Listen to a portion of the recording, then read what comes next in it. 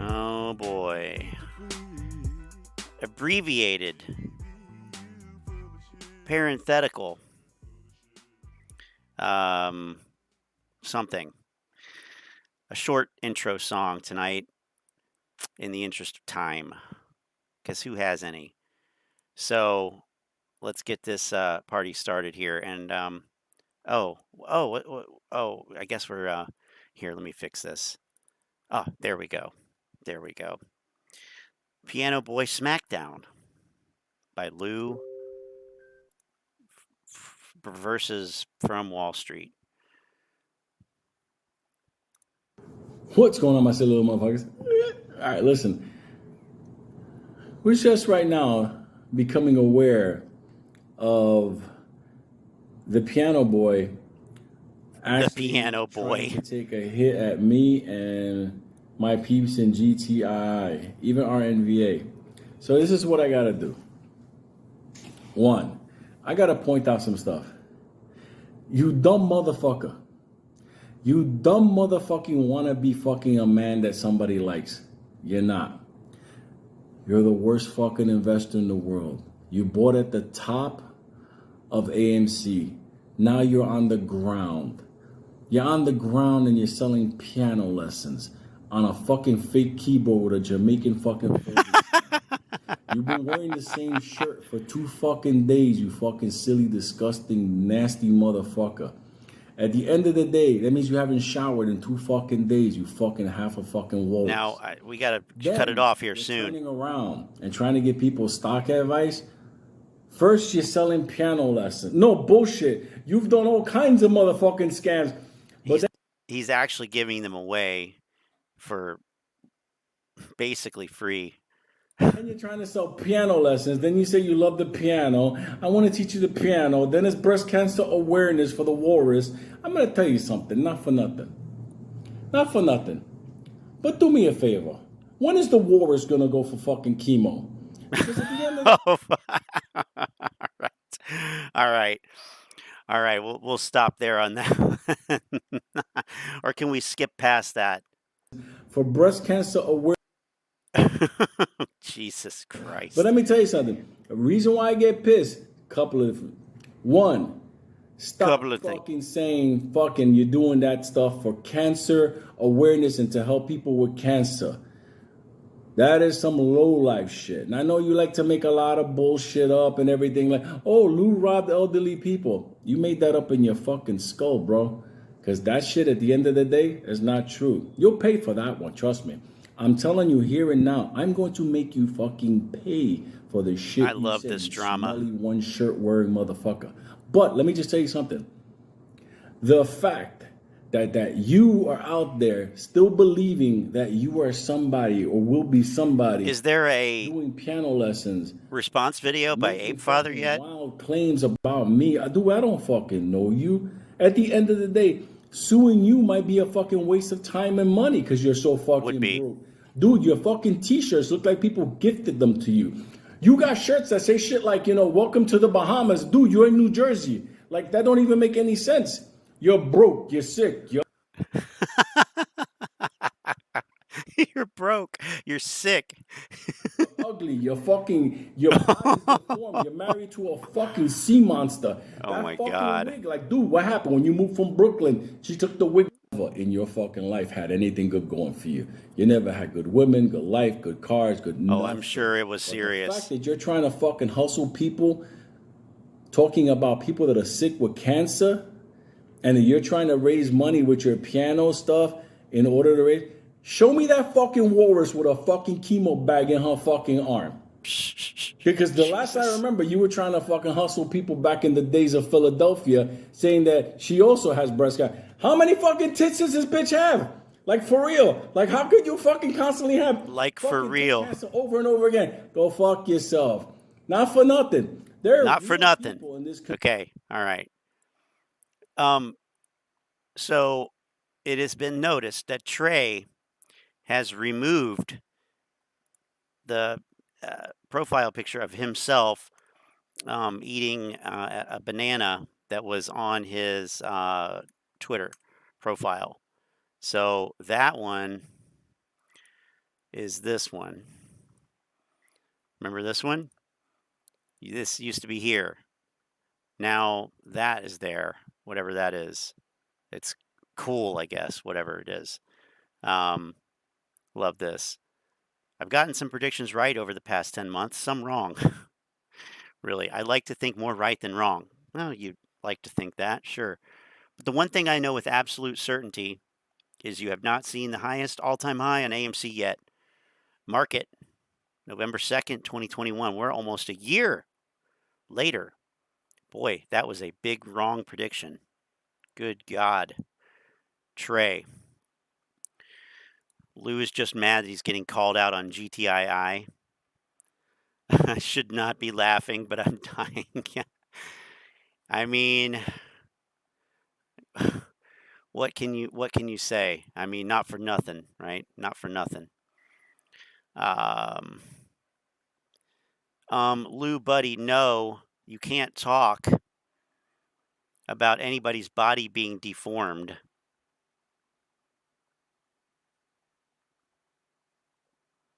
Or about wearing the same shirt for days on end. Jesus Christ. So this is funny. This is fun. So we'll just get a little flavor of the Ape Father response video. Just a little taste. Because, you know. So for this video, 22 I minutes. Go old school. Fuck. With the Ape Father.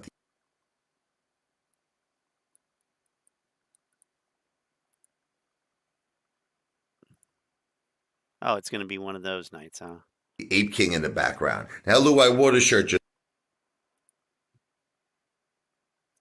How fucking old is that shirt? just for you. Okay, you see it? Look, I changed my shirt. All right.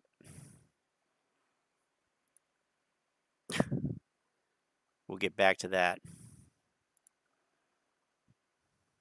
Oh my gosh. Jam in the printer, out of ink. Right. No shares available to borrow. Oh boy. Where the hell is this here? I saw something that was like super bad.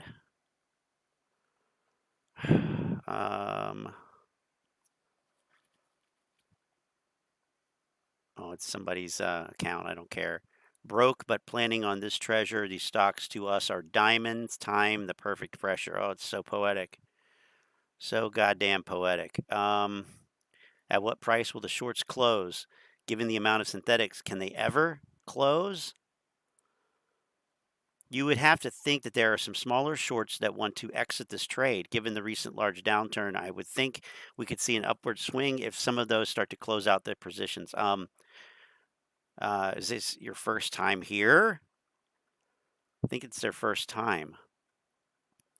Assuming no short squeeze thesis, what do you think is a valid price for AMC? Wow. I know I'll be downvoted to hell for asking this, but assuming there was no short squeeze thesis, would you still be buying up AMC? Oh, yeah, absolutely. Absolutely.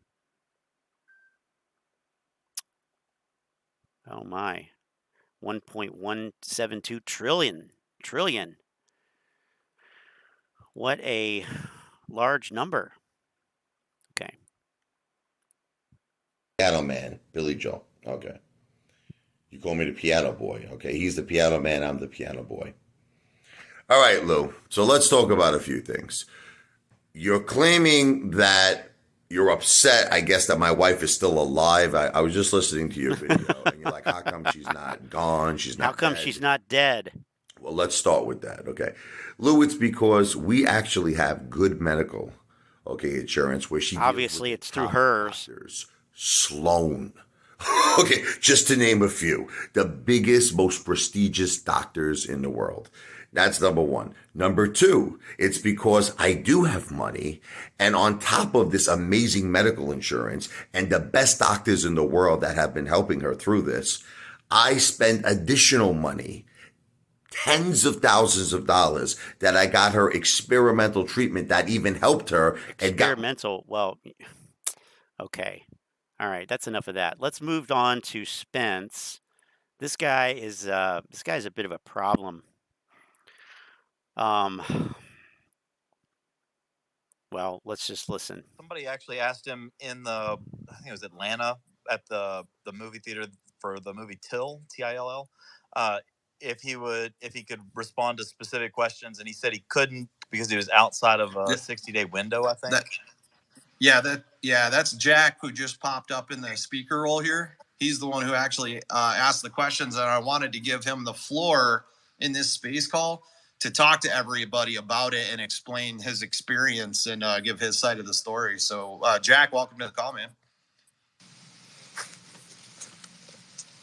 Hey, good afternoon, everybody. Can you hear me? Yep, loud and clear. Well, I appreciate Spence inviting me to this call. I guess a few of you have seen my Twitter post. As I've stated, I met Adam Aaron at the movies in Atlanta on Friday night. After the movie was over, he took pictures with anyone that wanted one with him. When it was my turn, it sounds like he's reading this, by the way, to answer some questions after sounds the like he's reading session was over. He agreed, statement that he and I wrote waited for him along with several other people. I asked if I could record our conversation, but he said no, so no recording exists. I read my printed statement to him and gave him a copy of it. That is what was in my tweet, along with the two of his comments. I had hoped to keep my picture off the internet, but ended up posting it to prove that I was there. I know it still does not prove that the conversation actually took place, but as I've stated, there were other people there. If they want to come forward and confirm it happened, they are welcome to do so.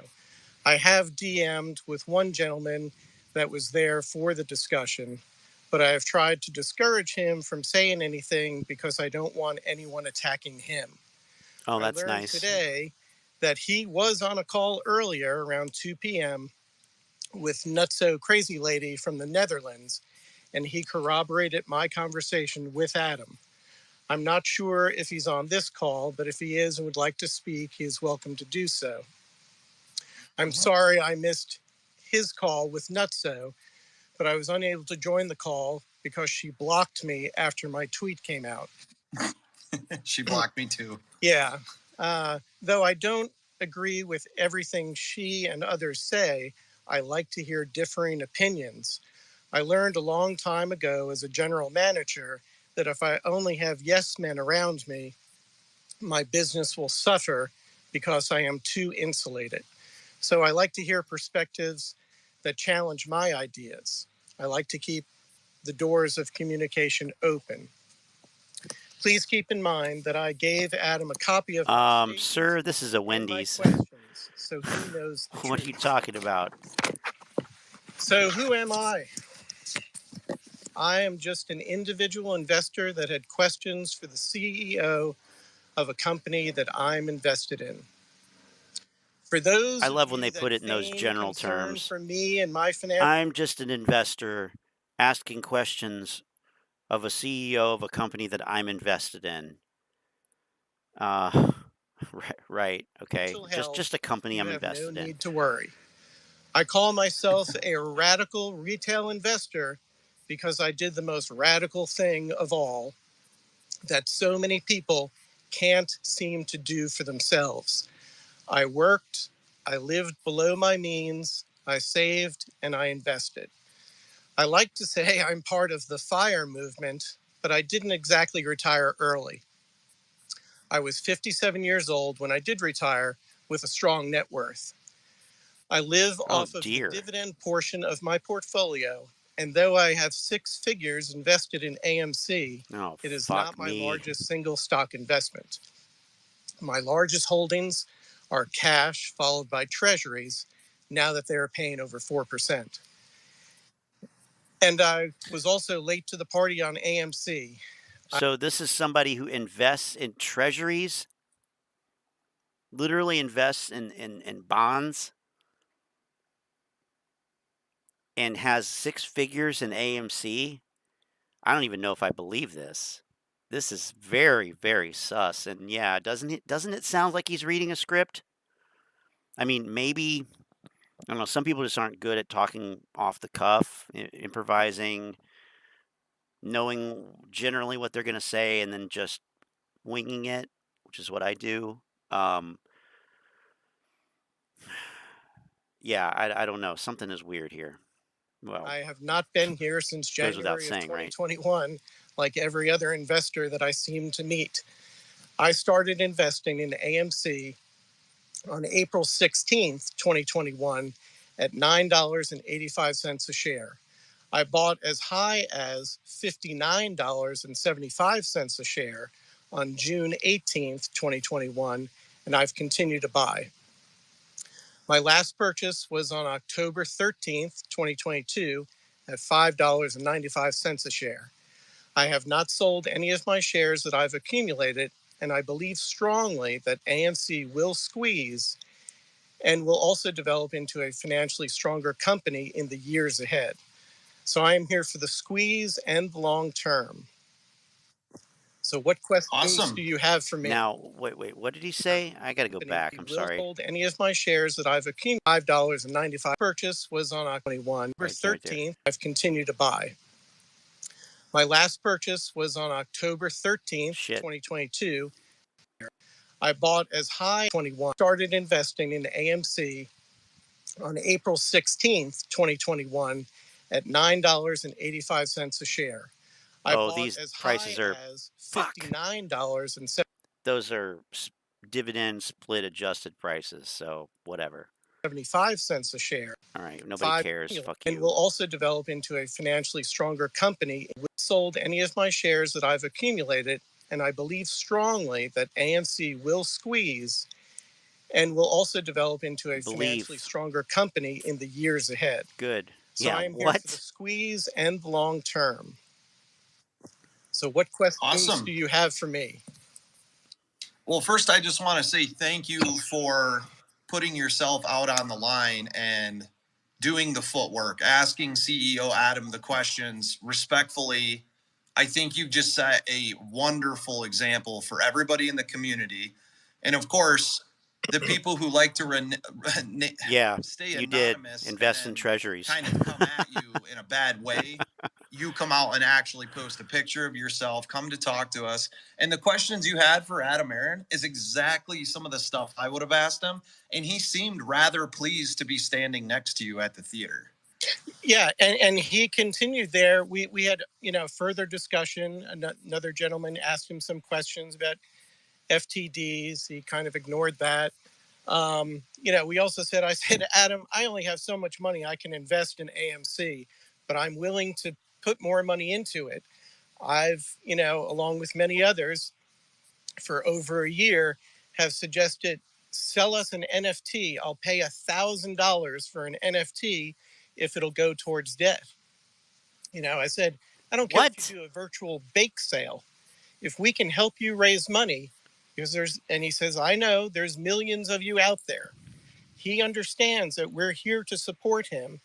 So Chuck asks, am I wrong that even if AMC were debt free today, the stock's value would still be $5 to $10? I mean, that seems about right to me.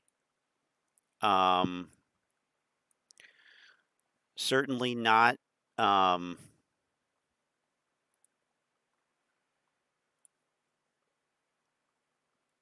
Well, this is split adjusted, but $40.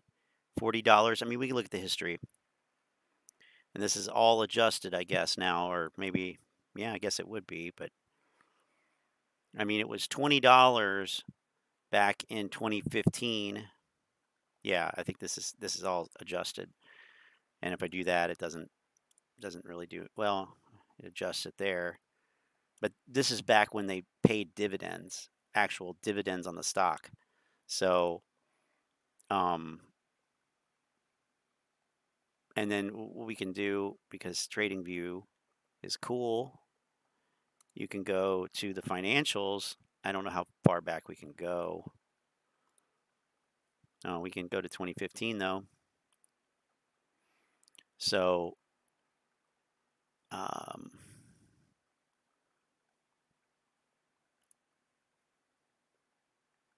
we can see that in 2015 they had about $2 billion in debt.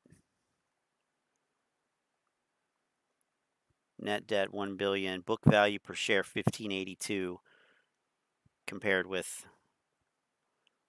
right now it's like minus 450.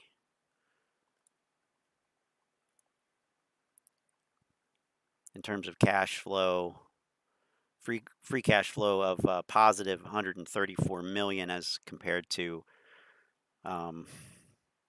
you know, and this is again this is quarterly comparing to annual, but you can still see that, 2015 134 million, 2021, $750 million practically. So so there's that. Basic earnings per share was around $1 back in 2015. Now it's about negative 24 cents. I don't know if I believe that.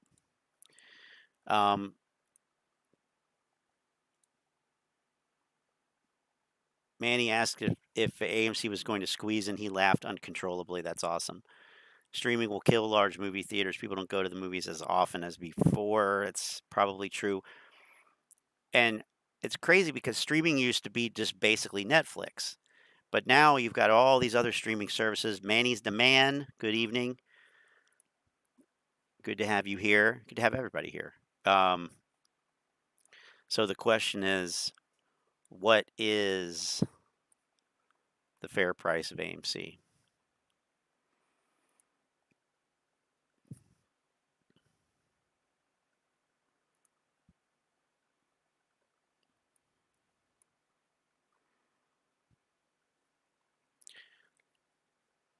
Yeah, I just, off the top of my head, it seems like $5 to $10. It's probably about right. It's just not. It's what is the 10-year outlook for this company, for these types of companies? What innovation is here? Who's excited about this? I don't know. We'll listen to a little bit more of this. And, but I guess he just has to figure out logically and how they can do that.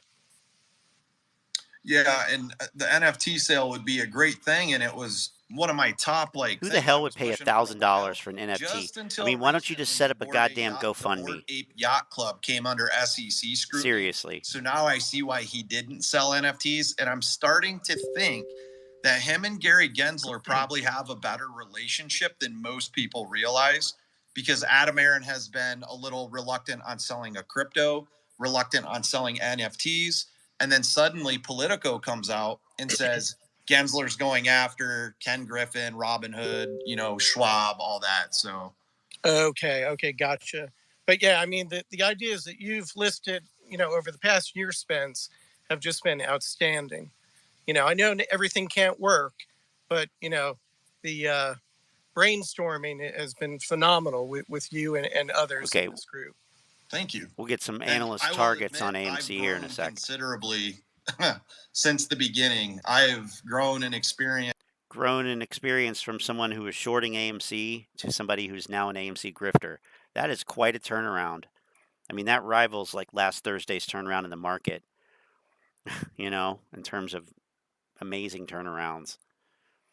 They need a real restructuring plan, not what they're doing. They need to shut some doors down and upgrade some busy theaters instead of opening more.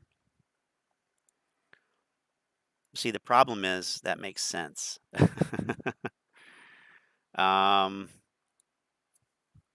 Okay, so we're on FinViz here. And we have some targets.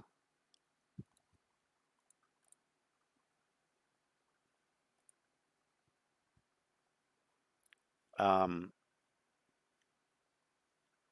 have a reiterated neutral 11 down to 750. I'm going to make sure these are okay. 750, 16, 7 to 13. Of course, $1. That was last February.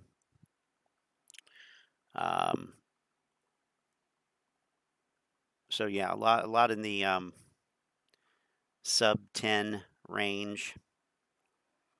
Of course, these are Wall Street targets, but I mean, still, that tells you what people are looking at.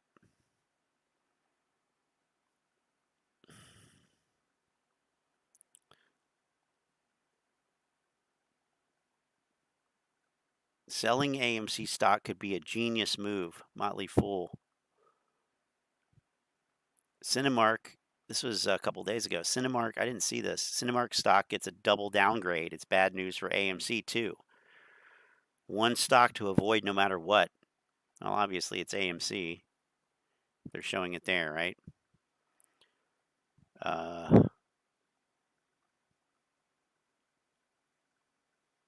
If you bought $1,000 worth of AMC at its all-time high of 62,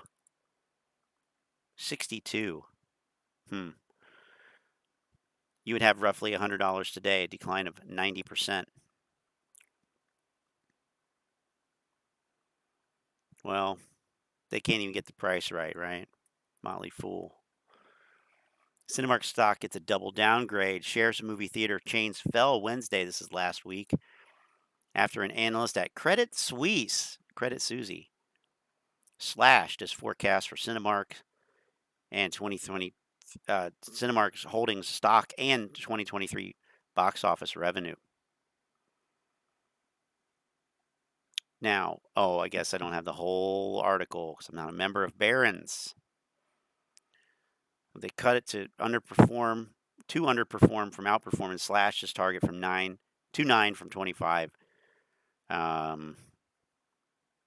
So that's, Cinemark, which I think is CNK. Yeah.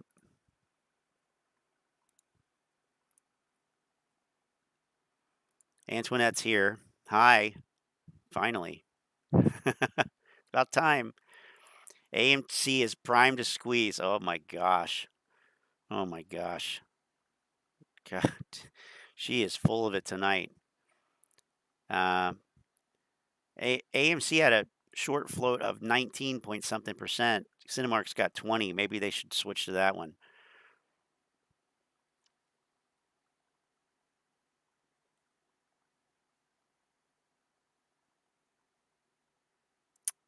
And there's only there's only 108 million shares in the float. Like, why don't we go to this one? Why don't we make this the short squeeze target?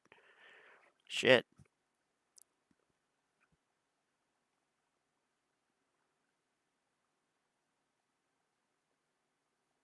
So that's the revised outlook there. Then we had, the Credit Suisse one.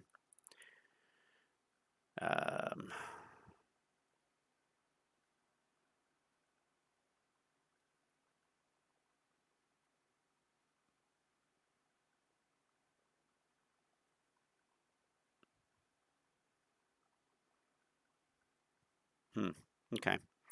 Anyway, and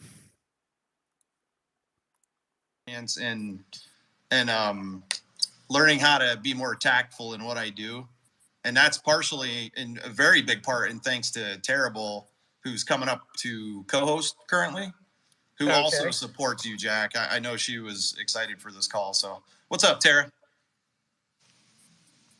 I don't know. Oh, there, now it's working. It doesn't give me the option to speak. Hey, guys. Hey, Jack. Yeah, I was like the only person who believed that you were a real dude. So I had to convince a lot of people that you weren't some fake guy, like pretending that you met with Adam, I've talked to you on spaces before. I knew you were a real guy. So But I'm glad you're doing this to answer questions. Met so with people Adam. can She's hear on a your voice. first It name definitely basis with helps, Adam. in order for people to understand a little bit of background. Okay, so and I don't know what I've missed. what so did far, he but actually thank you, fucking Spence, for putting say? it together. Yeah. Thank you, Tara. Appreciate that. Yeah, Jack, and I want to reach out and say thank you too. I never doubted. Thank you. Or Have a Monday morning. They cite Bank of America for doom and gloom market crash on Sunday night, and then Monday morning they post another article saying Bank of America losses widen. Well, they're trying to trick everybody into flying off the handle into puts, and then all of a sudden the SPY runs 3%. So I think there's really good things coming for us. And Jack, one of my questions was, how was right? how was his mood like when you were talking to him? Was he like chipper, upbeat? Like, did you get a sense of? Spence, really quick, have you done the tweet out the call reminder to people just so they don't miss it? Okay. Why did Lou wait till his stocks are in trouble to tell his followers to get out?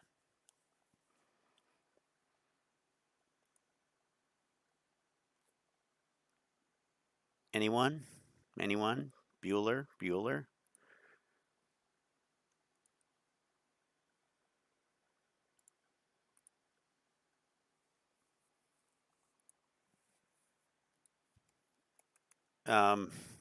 We talking about this one or are we talking about AMC? Because this is pretty classic right here too. Probably couldn't have designed a better pump and dump curve if I tried to. Let's see what volume way up on a huge down day. It's not a good sign. Not a good sign.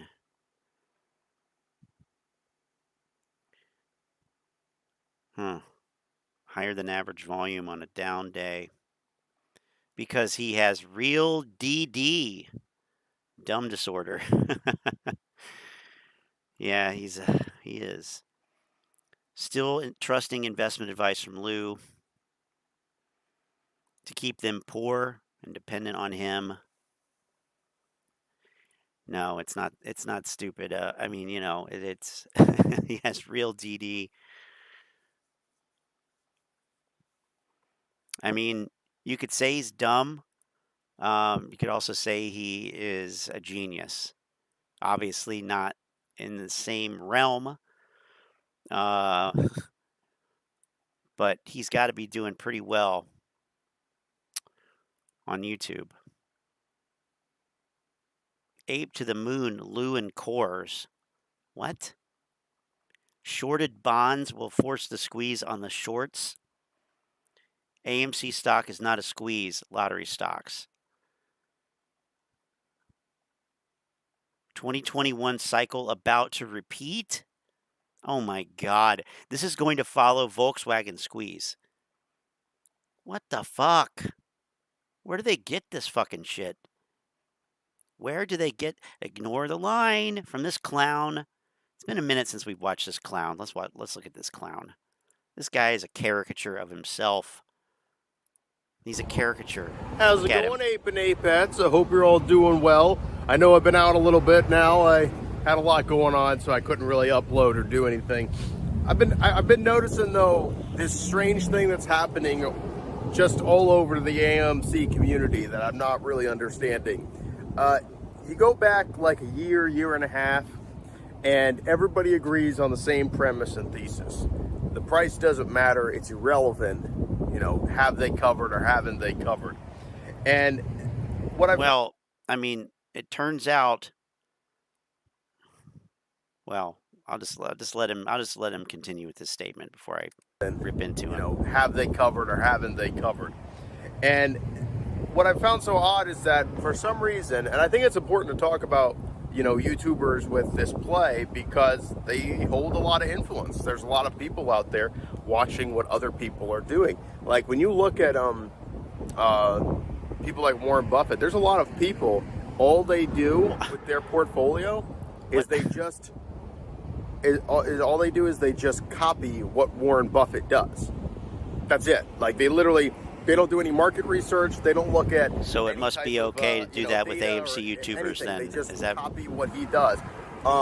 It's probably smarter to copy what Nancy Pelosi does, but that's the whole separate thing. But my point to that is there's a lot of people out fucking there wind who noise. just copy what other investors are doing. So it's kind of important to talk about all this stuff going on YouTube. I mean, yeah, you can copy what people do. It's not really a valid strategy.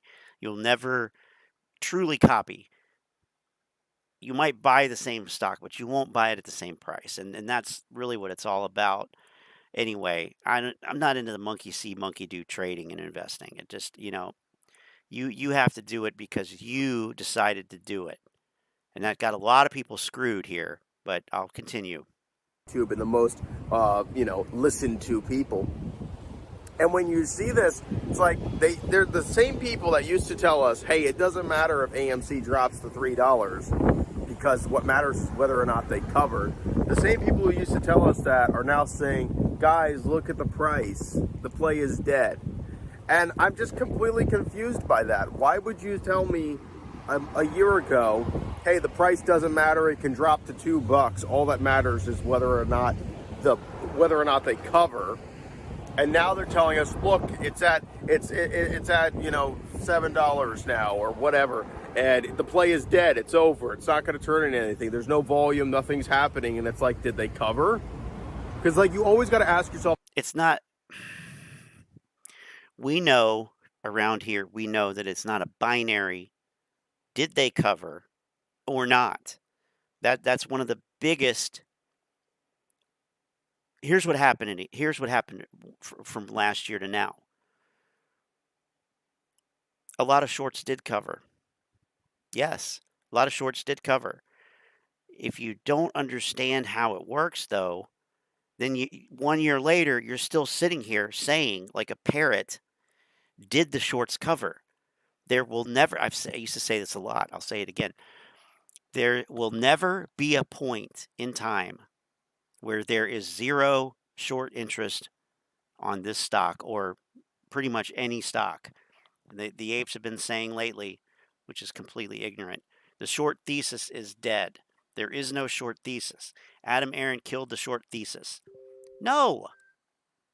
I mean, maybe in your mind they did, but how can somebody who is extremely bullishly biased honestly say that there is no short thesis? Of course you don't think there's a short thesis because you've overinvested by a lot and you need the price to go up, right? So it's ignorant, but what they don't understand, what this guy doesn't understand, it's not a binary. Apple is the most valuable company in the stock market. And guess what? There are people shorting it. So if people are shorting the most successful companies, don't you think they're going to short the shitty ones too? Yeah, he killed the short thesis. We, quote unquote, paid off $100 million in debt. Well, good. That's great. That doesn't change anything. It changes nothing. Nothing. A year ago, the economy wasn't going to hell. Not to mention the float is now 3 times bigger. It can't move like it did last year. Good points. I mean, and I'll just, expound on the first thing. A year ago, the economy wasn't going to hell, and everybody had money. Everybody still had money. I mean, maybe not strictly speaking a year ago, maybe more like a year and a half to 2 years ago. Everybody had stimulus. Everybody had unemployment. Everybody had more money. A lot of people had more money than they did when they were working. So, yay, more money to waste on meme stocks. Of course, everything's going to go up. Not to mention Wall Street had a bunch of extra money. So, this is just bottom of the barrel, in terms of intellectual curiosity. I mean, you don't think things are going to change in a year. I'm sorry, but that, like, Wall Street moves at like lightning speed when news comes out. When those FOMC minutes come out, now granted, a lot of it's AI or algos, it's automatic, it scans the news, whatever, but still, that's why you can't beat them when it comes to trading on news. By the time you hear about it, it's already been priced in. Already been priced in. And you can see that happen in real time. So, I mean, what I don't understand. Here's what I don't understand. Everything he's saying. It makes no sense. That question. When you see people saying things like, oh, this play is dead, or it's going nowhere, or it just keeps trading sideways, it doesn't matter. Did they cover? That's the question. That's not the question. I mean, you have 19% short interest right now.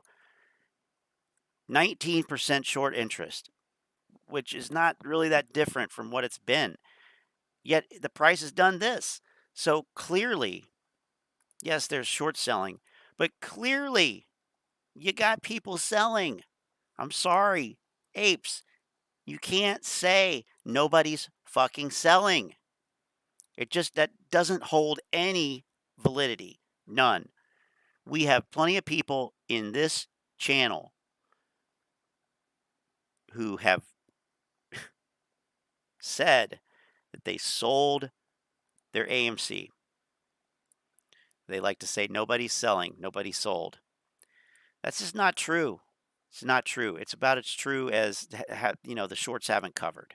Question you have to ask when you hear somebody say something like that. Did they cover? Was it covered yet? That's it.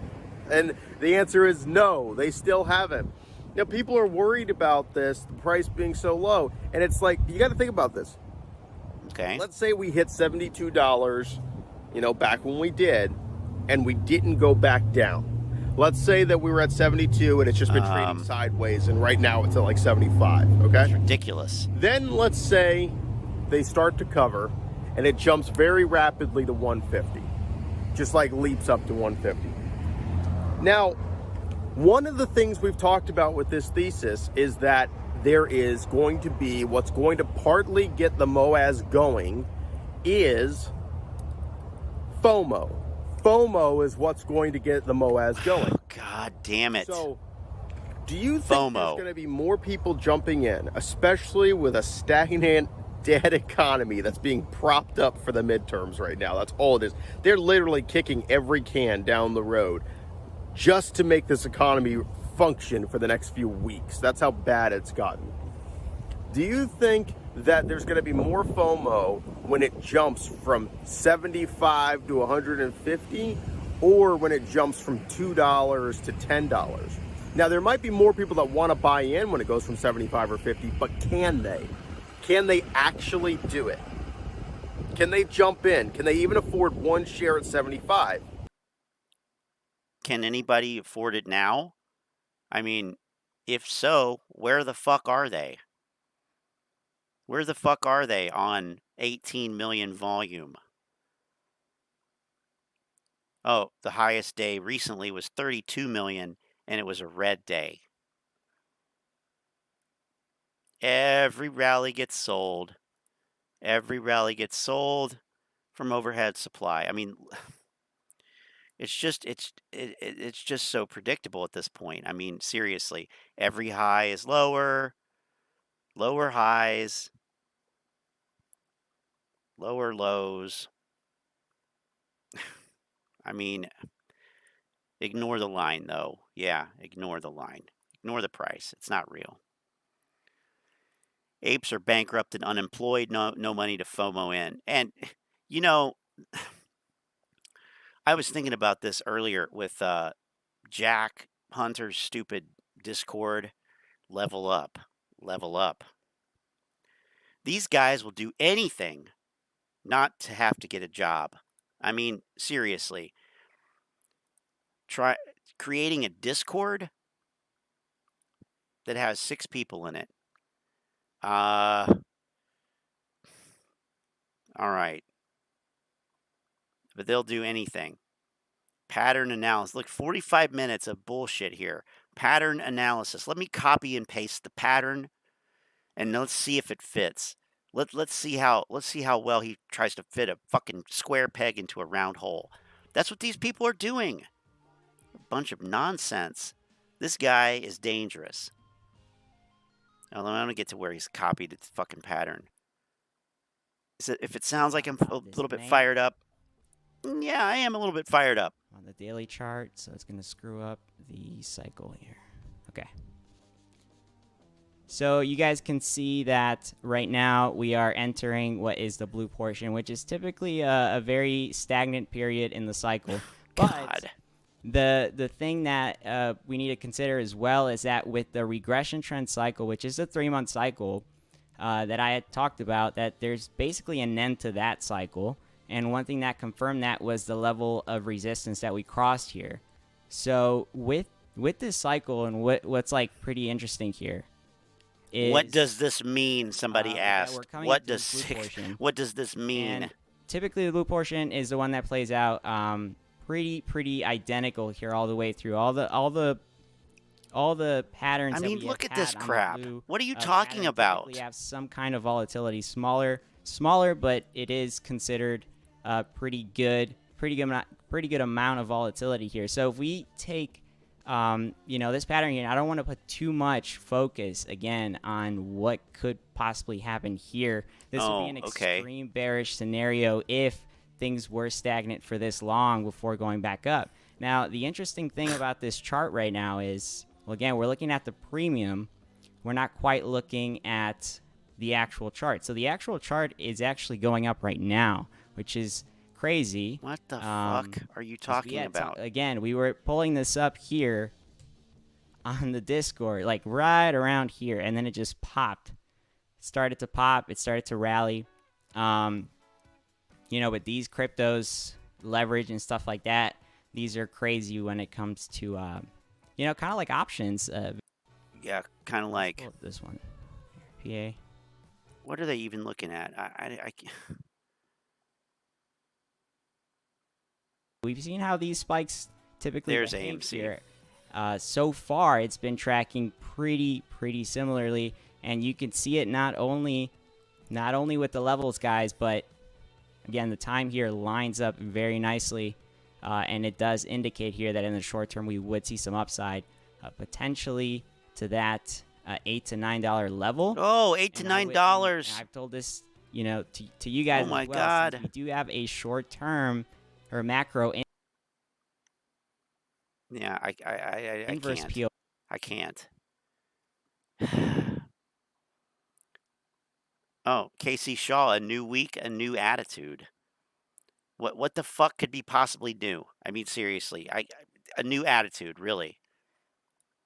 A new attitude. God damn it. These people. This guy's a charlatan.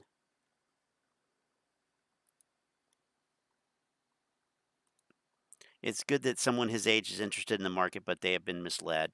They've been misled, and he has way too much confidence. I'm sorry. He's got way too much confidence for being as inexperienced as he is. And most of these guys do. I mean, look at Trey. Trey went from bright-eyed, bushy-tailed, stock market newbie, and he even admits that, to literally putting up videos that say charting and options masterclass. In less than a year, he went from being a newbie to a fucking masterclass, teaching a masterclass. What the fuck? What the fuck? And then a week or so before he quit YouTube, he's sitting there talking about, I bought these AMC calls for October 21st for $11. How the fuck are those calls doing? Fucking masterclass. Give me a fucking break. What a joke. I'm glad he's gone. Should have left months ago. Should have left fucking months ago. Beam me up, Scotty.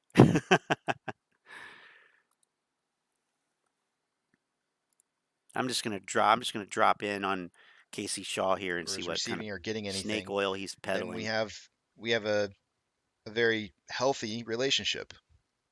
We can continue to do something together. We can watch it. We can talk about it. and it doesn't have to be like any kind of you owe me or I owe you. We're all invested in this together. Wow. But that's what Congress needs to do. Congress needs to stand up and What? take that ownership too, What to is this where guy? that they have Fucking a 16? duty to serve the people. He just took civics Right? class. The duty is to serve the people, not to serve the businesses. The businesses will be benefited if the people are being benefited. Their duty really should be to the people. Were you born No, yesterday? Country Pride, you did not see that wrong. In fact, there's been no shares to borrow since at 9 o'clock in the morning on Friday. It's been a while. Normally they will convert. Like what difference? Like focusing on that. Oh my God. You literally have Ortex telling you that there's 100% utilization. There's been 100% utilization for the last 10 months or something. Like, but there's no shares to borrow. ETF shares over to available shares, and it is time to take a look at those numbers. So let's do that. It's at 3 cents now. Arthur yeah, it says was term limits all the way up to 4 and cents including on Supreme Friday, Court. I think. I don't know So about yeah, it's going to be Supreme Court. worthless. I mean, we could debate No that question. one. But I mean, No question on that. I don't know.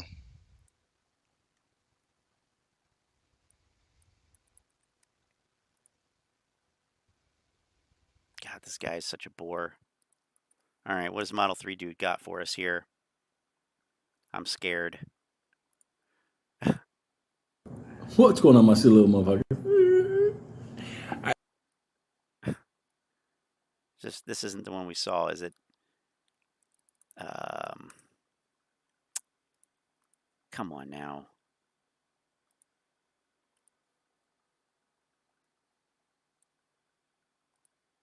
You know, I joke about this, but I mean, it really is the same level of, and I didn't think it was the same, but when they say, why are there so many articles coming out about AMC trying to get me to sell? Clearly, we're on the right path. There's, you know, we're doing the right thing because they're trying to get us to sell.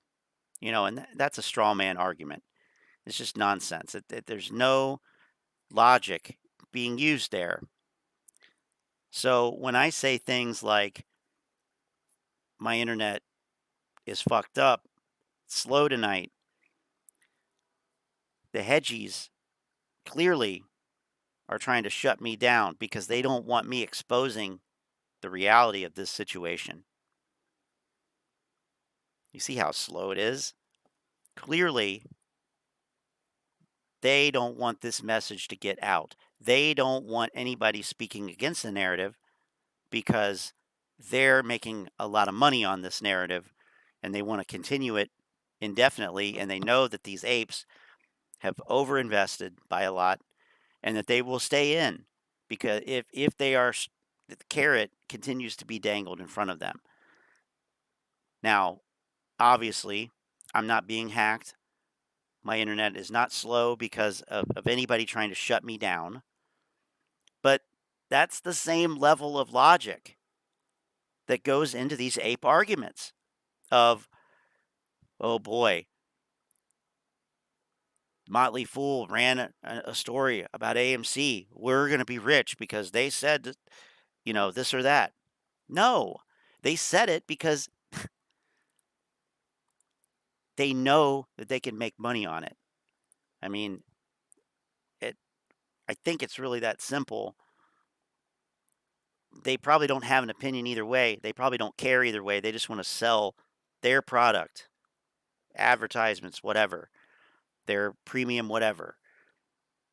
So, I mean, it really is like it is the largest display of ignorance, cognitive biases, and logical fallacies that I've ever seen.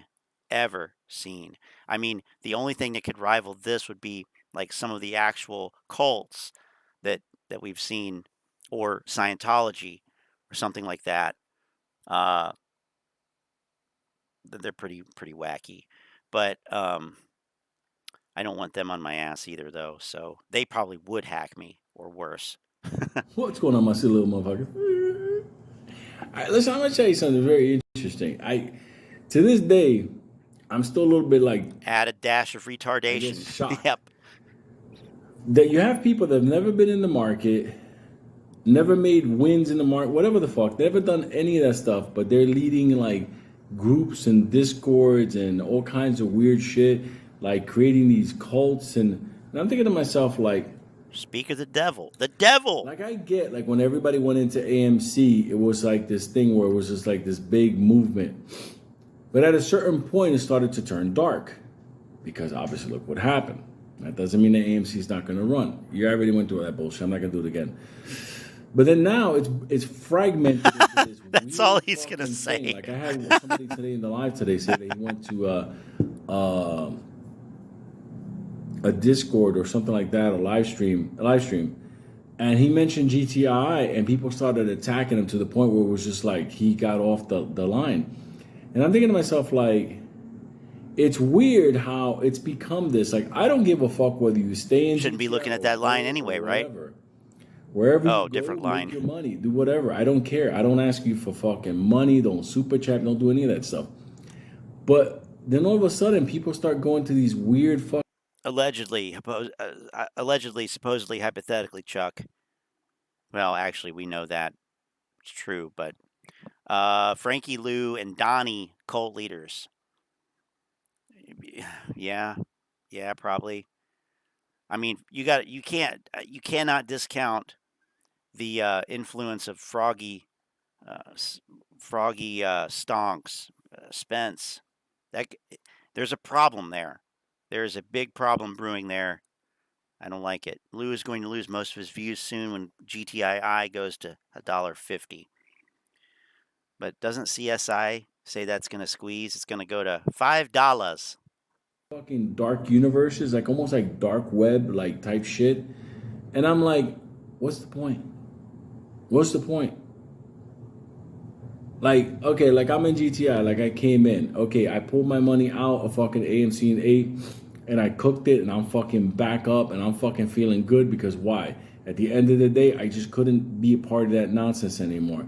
That doesn't mean AMC's not gonna run, but I just said to myself, I gotta feel whole with my money. My money can't just sleep there. So, okay. Since I don't know what's going on with AMC, AMC's still going to run, but I don't feel good about it. That's pretty snowflake, Lou. Whatever. I pulled out, and on this side, to make money, and I still see people attacking all kinds of stuff. And I think a lot of people in the YouTube community are starting to understand like the value of what GTI is going to be. Like it's great, but I never any one of my videos say you must buy, you must hold. If you leave, you're a trader. That's crazy shit. That's crazy shit. Like, get on with life. You put your money in this play. Let them run the fucking little game of the warrants. Let that be done. Let the fucking buying volume come in and fucking crush everything. Make your money. Get out. Enjoy your life. Like, that's what you got to do. Like, I got some doctor stuff to take care of today. I got to get on with life. I'm going to do some videos to crack up with you motherfuckers. Bill's over at the church cooking for seniors. Like I don't get it. Like where's all this weird, crazy universe type? Like motherfuckers have been doing this for a long time. They know real simple. You buy into a position. If you want more, you buy in at better prices, the dip. At the same time, you set your alerts and you go on with life. But this crazy cult shit, no, this is the leader, that. I'm like, no, it's none of that shit. We're a bunch of assholes trying to fucking make money before the economy crushes us. So the idea is we're all hanging together, having a fucking laugh, building the first resistance against almond milk. I don't know who Bill is. Over the world. That's what we're doing, but... Is it legal to get a group in a paid Discord and be told when to sell, when to buy? That's a good question. I need to get a lawyer on here. And no, not Wes Christian. That guy is useless. I don't even trust anything he says. In Texas, we call that stealing. Tony Franzetti would know about that. Yeah, I mean, I've been wondering the same thing, Chuck. I've been wondering the same thing because at that point, You are a financial advisor. You are accepting money and dispensing financial advice. But I don't know. Bill is Lou's handler. Mr. Bill from SNL. The cult mentality, the idea that is breaking down now into like individual stocks and stuff like that, like I don't get it. Like we're all here to make money. If your stock is listen, if you're in a stock that I'm not in a stock and you made money, God bless you. There you go. Look what I said here. What if you shorted the stock and made money? I'm happy when people Still, make God bless money me. in the market. I'm not, oh damn, why they gotta make money? Oh, that's the nature of the jungle. Some people make money, some people don't make money. Then you make money, they don't make money, and back and forth. What does that make you lose or win? What does it matter? That doesn't mean anything. What does my bank account have to do with your bank account? That doesn't mean anything. Now, if we win together in the play, it's fucking great. But I don't know. It's weird. All I'm telling people is protect yourselves because there are a lot of weird motherfuckers out there.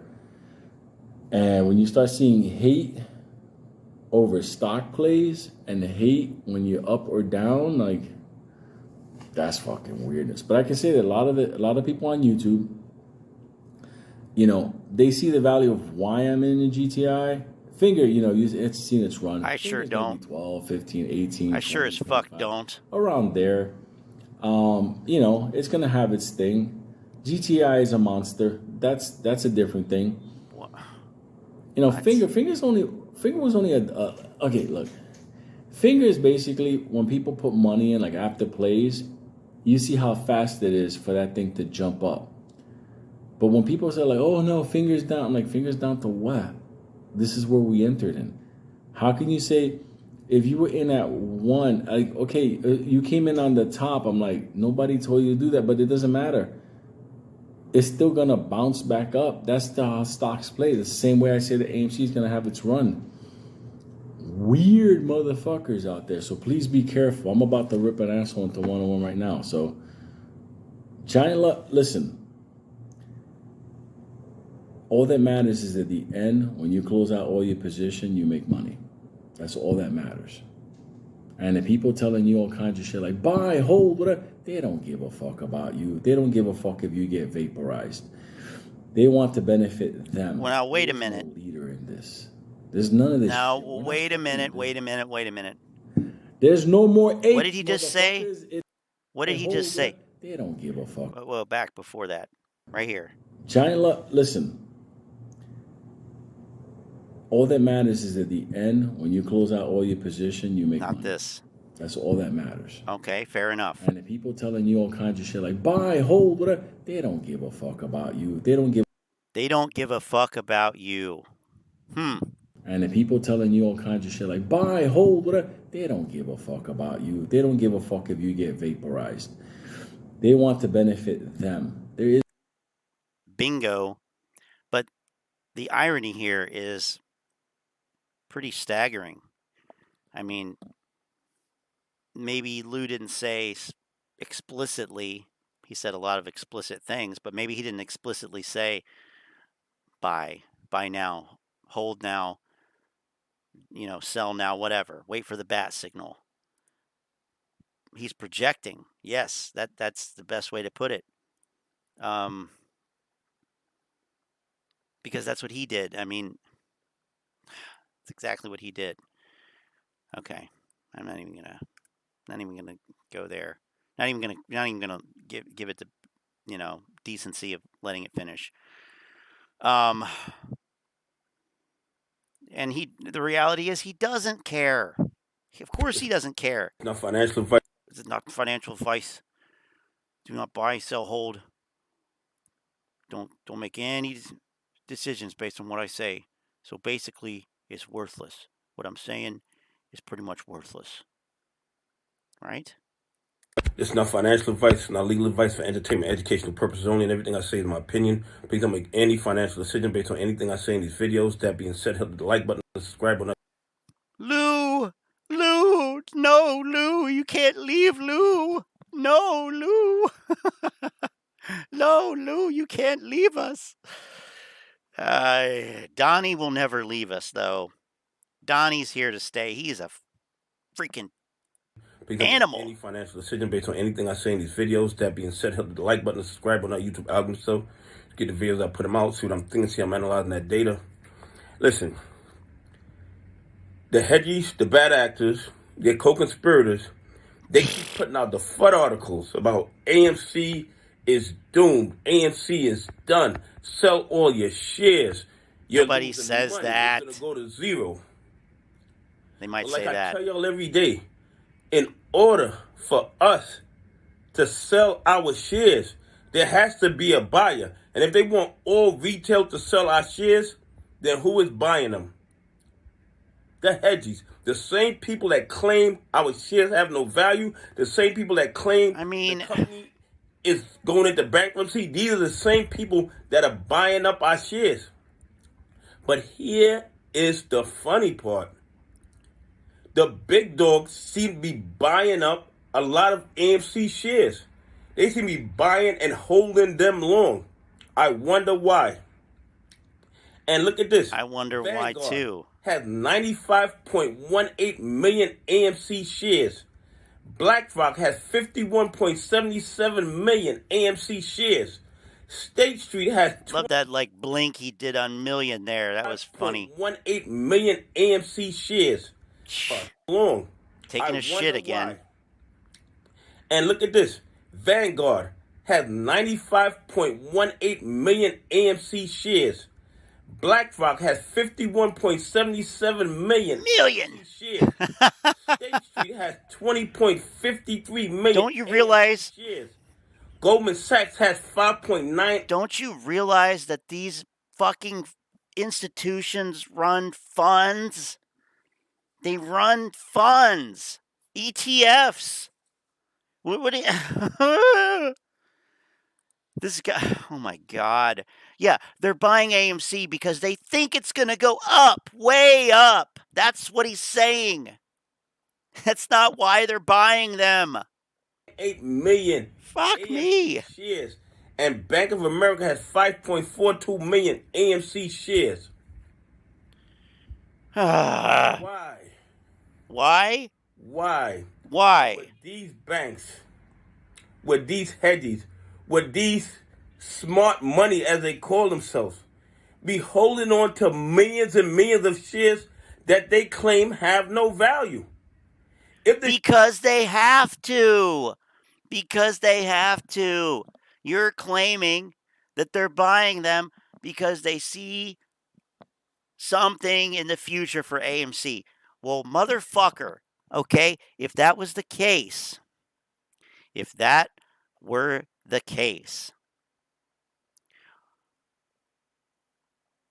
market price would reflect that. But the market price is $6.36. I repeat, the market price is $6.35. That is how the market indicates how they feel about a stock. Not even about the company, but about the stock. So,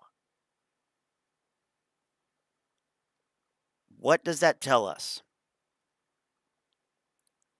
What does it tell us? But they're buying millions of shares. They're buying millions of shares. Then why is the price $6 The shares have no value. What are they holding on to them for? Why don't they sell Jesus them? Christ. They're telling us to sell our shares.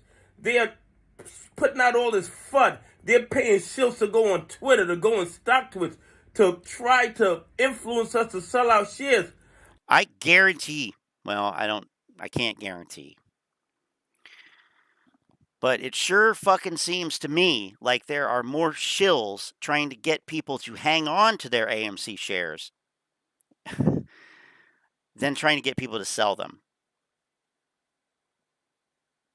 I mean, everything you see on social media is pro AMC. Pro AMC. Everything, pretty much everything written by the media. I mean, you could say it's negative. It's more realistic because they actually look at the numbers most of the time, and they don't make the most ridiculous assumptions like synthetic shares and shorts haven't covered. You've never read that in an article. Well, it's because they don't want you to. They want you to sell. I mean, yeah, no one can make you do anything you don't want to do. Nobody can make you do it. I would say that these influencers have more of an influence over people than any of those mainstream media articles. Mainstream media is generally not trusted. I mean, here's another one. The Creative Investor. 95 million shares owned by Vanguard. Oh, the same Vanguard that runs fucking ETFs? This guy would rather fuck around with a cowboy hat and be pretend stock picker analyst than actually learn about the shit. I've been busting him for over a fucking year on the dumbest shit. The Credit Suisse effect. Oh, okay, the Credit Suisse effect.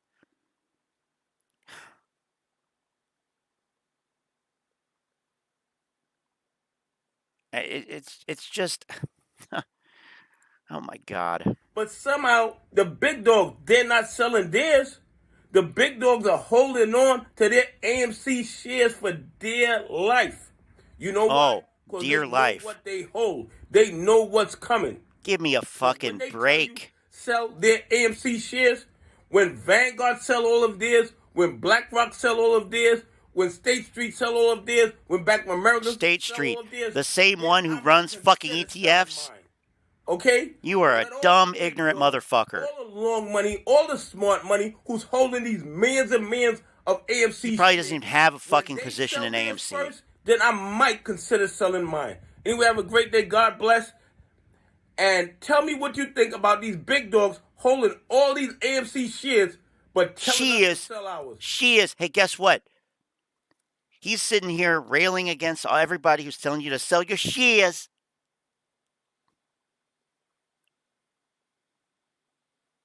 He's sitting here telling you to hold your shares.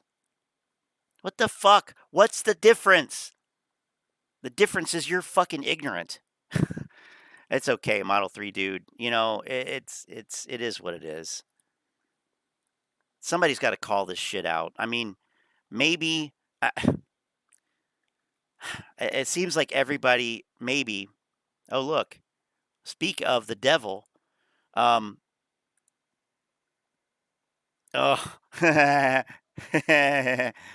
What a cute face that is. I think everybody who's probably,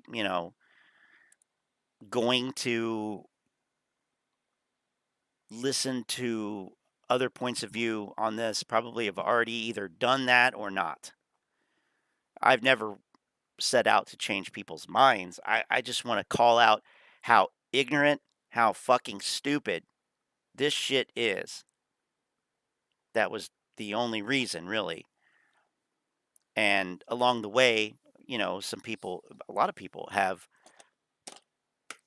said, hey, I appreciate what you're doing because, I lost a lot of money or I realized that I was in a cult or, whatever. And that, that's obviously good. But nobody cares if you sell your shares or not. What I care about is the fact that this is a search for AMC on YouTube, organized by the newest videos first. That's all this is. I just search for AMC, not Moass, not anything else. just AMC. And the only things that come up, and this is the way it's been for a year, for almost 2 years, the only things that come up are these videos. That is a problem. That is a huge problem. Because if somebody were trying to get some objective information, they couldn't do it. They couldn't do it. So, Ken Griffin selling more assets. He's bankrupt.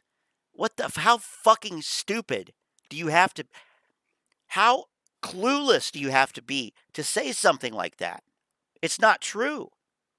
I don't care one way or another, Ken Griffin or not. Doesn't matter to me. But the fact is, he's not bankrupt. He's made a killing the last 2 fucking years. I mean, and this just scratches the surface. 0 shares available to short since Friday. Things are getting spicy. Oh, because there haven't been any shares returned? I mean, how could you... So here's the first video that has come up that has not been, basically, here comes the boom, AMC Bigums. I listened to a little bit of this last night. Oh my God. He is a maniac. Not the good kind. Citadel has 65 billion shorts to cover. Right, okay. Phase 6 margin calls. I mean, seriously, this is some dumbass shit. And this is the only stuff that comes up, with the exception of, I can think of 3 people. Chris Norland, Marantz Rants, and the guy you're listening to now. That's a problem. So, the apes are narcissists, by and large, and they think that it's all about them. They think that, you're trying to get us to sell. No, don't care if you lose all your... I don't care if they lose all their money. It's no skin off my back. But, it's pretty dumb. All right, let's go to the smile of lunatic here. Hey man, what's up? This Frank. Let me say I'm not a financial advisor. Anything that I say in this video is for entertainment purposes only. Whatever I say in this video it's going to be entertaining. May not necessarily be factual. Don't let what I say... Keep that in mind. Might not necessarily be factual. Be determined. Don't let what I say in this video... That's the biggest thing to keep in mind. Determining factor as to whether you should buy, sell, or hold a stock. Whatever I say in this video is my opinion. It's just allegation. Could be true. Allegation. Could not be true. Let me say this. When it comes to our short squeeze play, God, a lot of people feel like the AMC short squeeze play, as well as our stock, is being managed. Some people feel like it's the powers to be, the 1%ers, the market makers, or whatever. They feel like our play is being managed. But if it's being managed, it seems like it's being managed in a way to the point to where they don't want the company, AMC as a company, to win. And they don't want AMC shareholders to win. It almost seemed like somebody's trying to destroy the company as well as AMC retail. See, that's why these people need to learn how to look at a financial statement. You wouldn't say stupid shit like this, okay? I mean, seriously.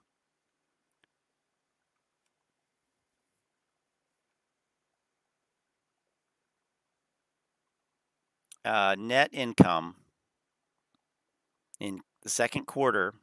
I mean, granted, it's lower. It's a lower loss. At 121 million. But you want to know why AMC stock has been going down? I mean, this is it right here. This is why. Why would the market price this at astronomical levels. It makes no sense. And when people like Frank say it's almost like they don't want the company to win, I mean, I'm sorry, dude. You don't know what you're talking. You have no clue. Can you read numbers? Look at these fucking numbers. Look at these numbers.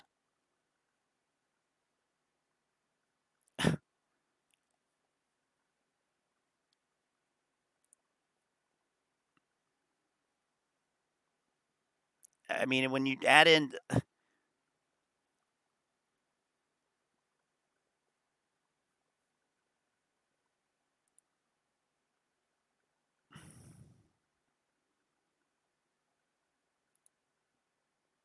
I mean, 9.85 billion in long-term debt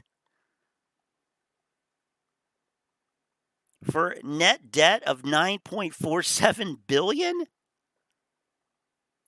with a book value per share of negative $4.50. Yeah, that's not the fucking market makers. That's not the 1%ers. That's not the powers to be, as he says. That's the company. That is the company. This is the numbers that come from AMC themselves. What about this don't these people understand? Oh, yeah, it's the stock market. They're the ones. Yeah, they must be. No. Jesus fuck. Investors while managing our stock or the short squeeze play. We've been in this short squeeze play for a long time now. A lot of people, well, that's they dumb. want their money, so they're getting frustrated. Trust me, I understand. And because all this going on, a lot of time we lose focus on what's really happening. And see, when what's it comes really to happening, our stock and our play, what's really happening? Yeah. Here's what's really happening. This is what's happening.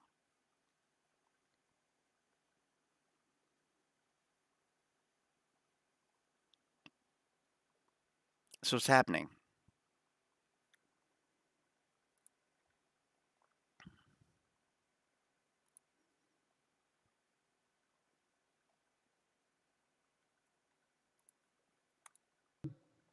short sellers, hedge funds, institutions, market makers, banks, even some brokers and shields. In my opinion, the way I feel, the ultimate goal has always what you feel is irrelevant. What you feel is irrelevant. been to bankrupt AMC. Oh, that's they want us to panic. Balderdash. They want us to get out of the play, but a cure-all or a panacea for them has always been to make sure that AMC go bankrupt. See, that solves everything. Why? That's the solution. Why? Okay, the solution to what? As far as they're concerned, to this whole AMC debacle, this short squeeze play debacle, they want to bankrupt AMC. If they bankrupt AMC, damn it, that means it's game over. It means they win. The short sellers, the well, I am kind of retarded. The halves, they walk away with trillions of dollars. They don't have to pay no taxes on that money. AMC closed down. The employees lose their jobs. AMC retail investors. Oh my God, they lose their $10 an hour job in California. What are they gonna do? Stay in their money. Stay. AMC retail investors, they lose their money.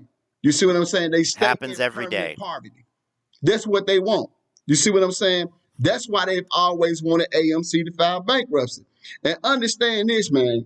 A lot of people feel like the 1%ers or the individual, the people that's involved in this short squeeze play, they like gangsters. They shrewd and heartless individuals. So they're never going to stop trying to push AMC into bankruptcy. That's not what short sellers do. That's not what short sellers do.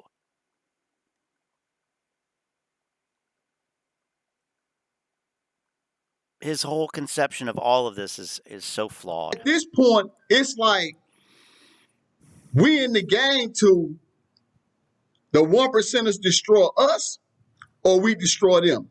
That's what the fight is at this time. And You are everyone so is not going to fucking stay ignorant. around and leave their money in a play like this and fight that fight. So you got to understand it. And see, the reason why, in my opinion, the reason why they coming at us so hard, I mean, we seeing things that we ain't never seen before. We're seeing people turn on us from out of nowhere. I mean, they coming at us ruthlessly. They coming at us with vigor.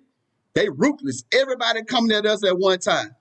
I think the reason why we seeing all this going on is because as much as we hate the mere fact that the Ape share was dropped, when the Ape share was dropped, it destroyed. You hate that the Ape share was dropped?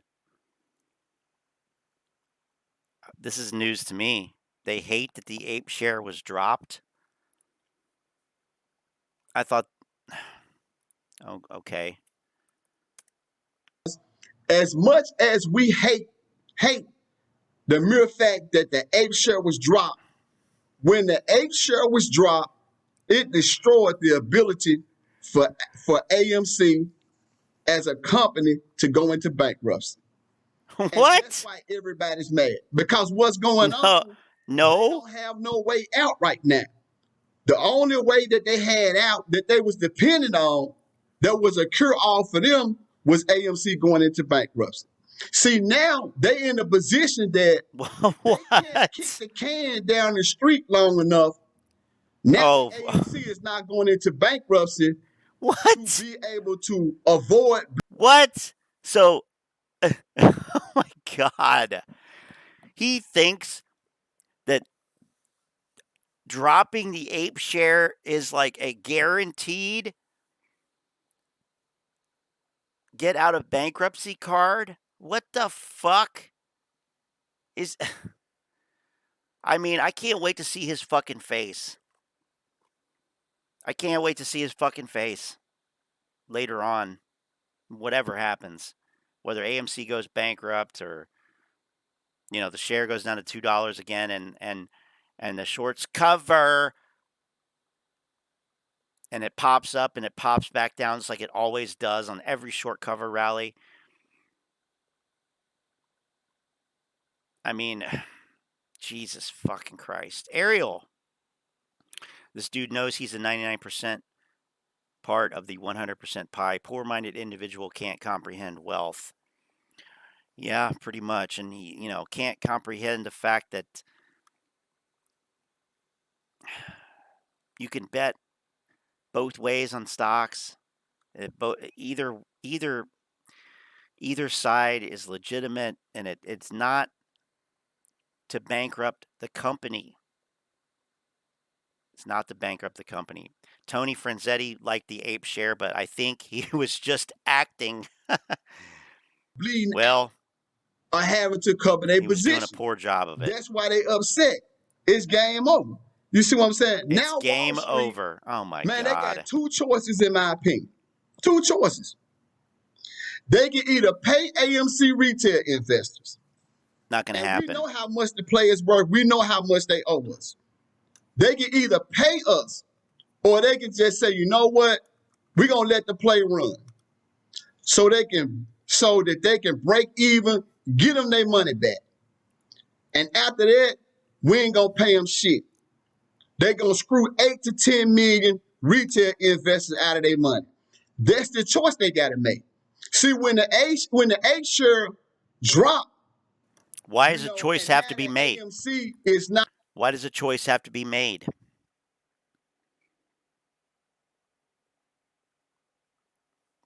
I mean, what is the urgency here? There is none. They're going to keep bleeding retail investors out on this shit because they know that dumb motherfuckers like this are putting out this fucking propaganda bullshit, completely misrepresenting the goddamn situation. And they know that they're going to have plenty of exit liquidity to get the fuck out. So, I mean, it's just like this guy is actively providing some of the worst advice that anybody could. Not to mention completely botching the nature of short selling. AMC avoided bankruptcy for at least one more year, maybe more if they sold Apes. Still is a horrible investment because of the debt. These guys could not read a chart if you were giving them the answers. They couldn't. And they couldn't read a fucking financial statement if their life depended on it. They couldn't. They couldn't. If a masked investor came up behind him with a gun and said, "Tell me what book value means. What is operating margin?" They'd have no fucking clue. They'd be like, "Oh, I guess this is my time to die." AMC ran 3 times. It's Ape's fault for not taking profit, not the shorts. Yeah, it's all in the game. All in the game. I mean, that's the whole thing, is timing. Intraday or longer term. When do you buy? When do you sell? It is embarrassing. It is embarrassing. And I don't know what I don't know what to say a lot of the time either, because I can't believe that people would put this stuff out. I can't believe that people have this much confidence in stuff that they don't know. I mean, I really try not to talk about stuff that I don't know and understand. Or if I do, I make it clear, hey, I don't understand. Let's try to figure it out, or somebody can, help me out, whatever. It's just staggering how many people are willing not only just to say it, but to say it on such a large scale. I don't think they understand what a stock is. I think you're right, Bad Back. And let me say this too. They think that the float, the number of floating shares, is the total number of positions that can exist. In other words, if there's 500 million shares, you can have 500 million stockholders. That's why they talk about there aren't any shares left to buy, which is not a nonsensical thing, because the float is not the total number of positions. The positions are different from shares. And one share could be the basis, the underlying stock. One share could be the basis for several positions. That's the reality. That's not naked shorting. That's not synthetic shares. That's multiple positions, multiple equity exposures to one share of stock. They don't get that. They don't want to get that. They won't ever get that, probably. They are tied to this notion of they think there should be scarcity, when in reality, the way the system works, it's not that easy for there to be that scarcity that would cause the price to shoot up like crazy. And I think that that's an underlying problem here, and one of the key bases for their complete misunderstanding of everything. Positions are not the same as shares. I mean, short selling alone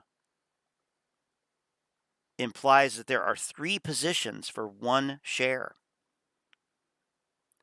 So, and it's not that hard to conceive in your mind how this would work, how it does work.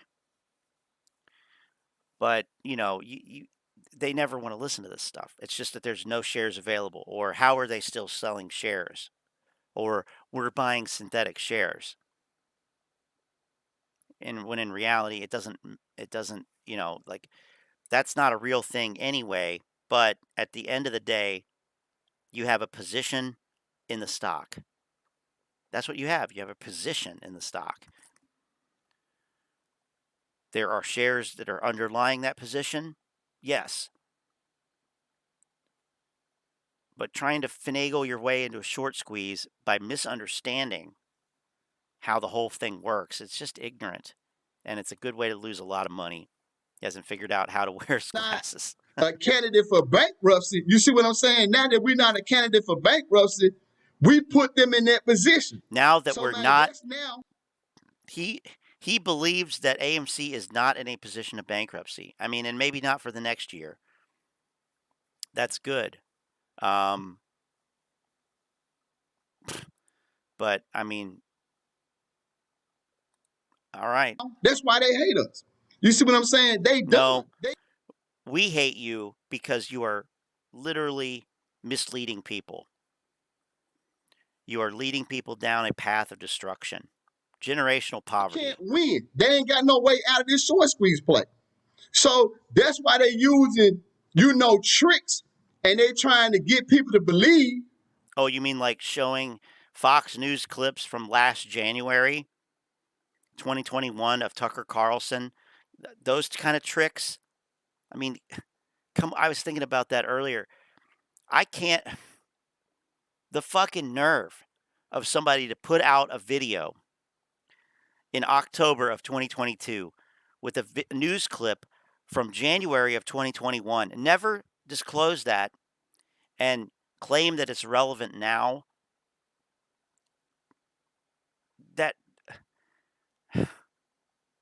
That's why I reported new Gtii'Ed Angelo. Not saying that I don't agree with, everything that Adam Aaron do. I'm really not in favor of the ape share, but I know why they did it. And I know it was something that was necessary.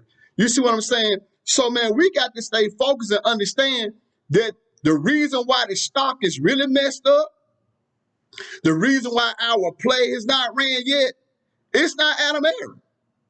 It's criminal short sellers. It's criminal hedge funds. Shut the fuck up, dude. It's market makers. That's the reason why we're having the problems that we have. No, it's the company. The company sucks. Somebody, make sure your energy, and we need to make sure our energy is directed toward the right people. It's criminal 1%ers.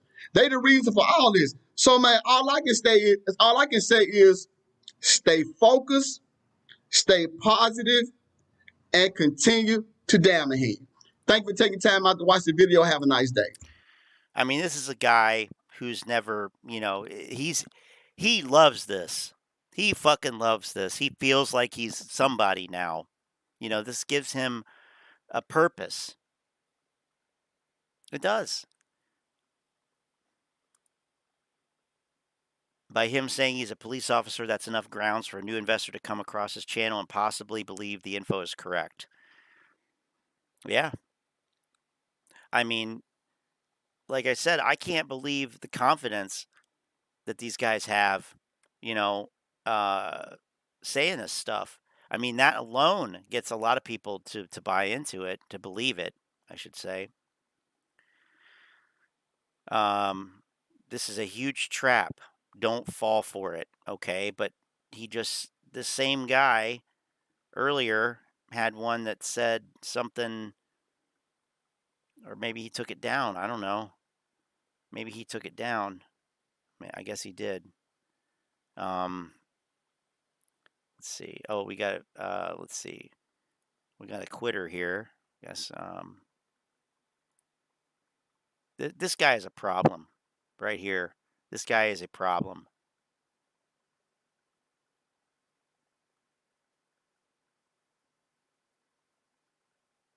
Anyway.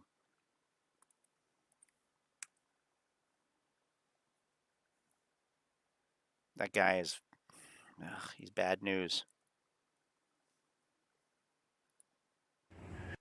Late at night when you're sleeping, Lou is still. Okay. Gtii'Ed is my last play on Wall Street. Really? Okay. Hope he's shorting it. Late at night when you're sleeping, Lou is still creeping all around. What's going on, motherfuckers?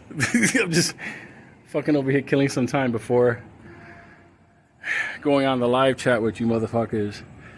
So, all right, let me just set the table up for you motherfuckers to understand. I am not concerned about what happened with Gtii'Ed. because the best way to understand it is this. They're going to run out of those shares from the warrant. At a certain point of 275, it's 275, that's when they hit the floor and they can't exercise those warrants anymore. Then they can't drop them, buy them before they fucking circulate, and drop them again. Remember, these motherfuckers brokers are part of the problem. Well, they're the other side, they're the enemy. So all I'm saying to you guys is I'm not concerned. I bought more today. If they continue this shit, I'm gonna buy more.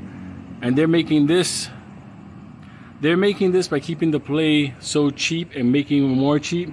They're making this technically my last play of Wall Street. Not because of all the bullshit, whatever. It's just because I've been able to secure a position that's beyond anything I thought. So, no fear, motherfuckers. I'll see you at 10:30. No fear. Maybe this was Lou buying right here. This must have been Lou's buy-ins. You think? I mean, what a shit stock. Shit company. For real. Like, for real. Adam, what is this?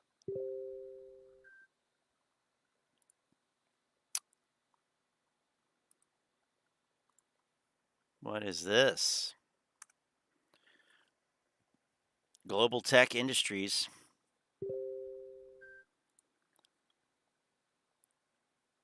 announces a board decision to set a new strike price for the outstanding warrants.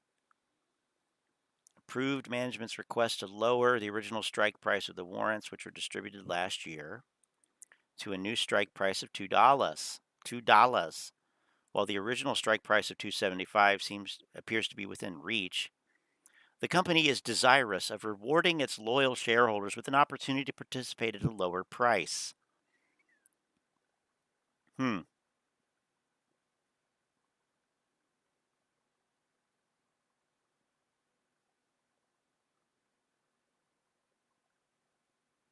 Maybe the reason for the dump.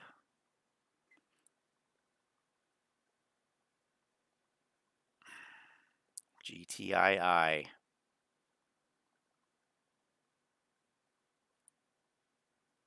Huh. See what else is on here. Oh, wow. They updated their website. Oh, boy.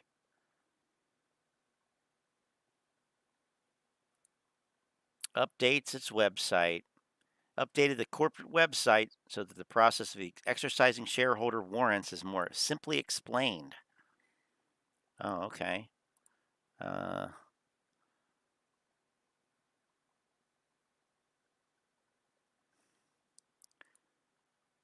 Warrants available to shareholders. Click here. God. Oh, my God. Now it says here a strike price of $2.75. Didn't we just read?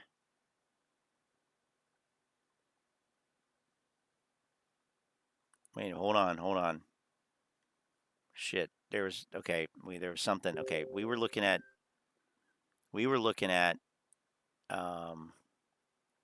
come on now. We were looking clarification, a change from the board decision. I mean, what a bunch of bullshit.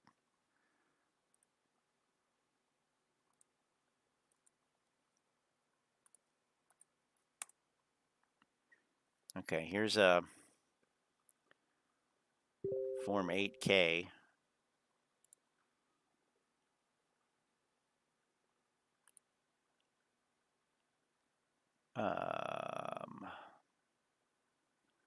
Implemented a 10B5 plan.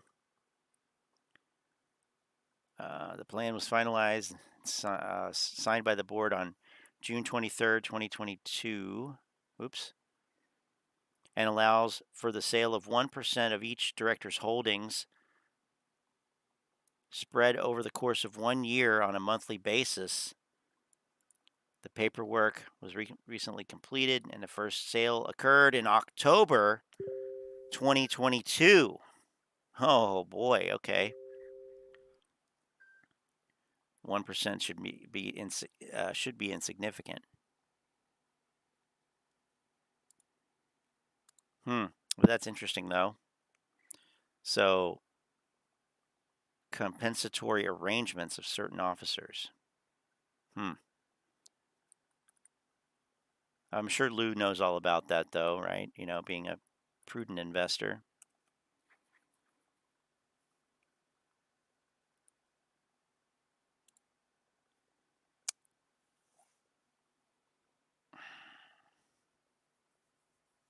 Hosting Ape Radio every day.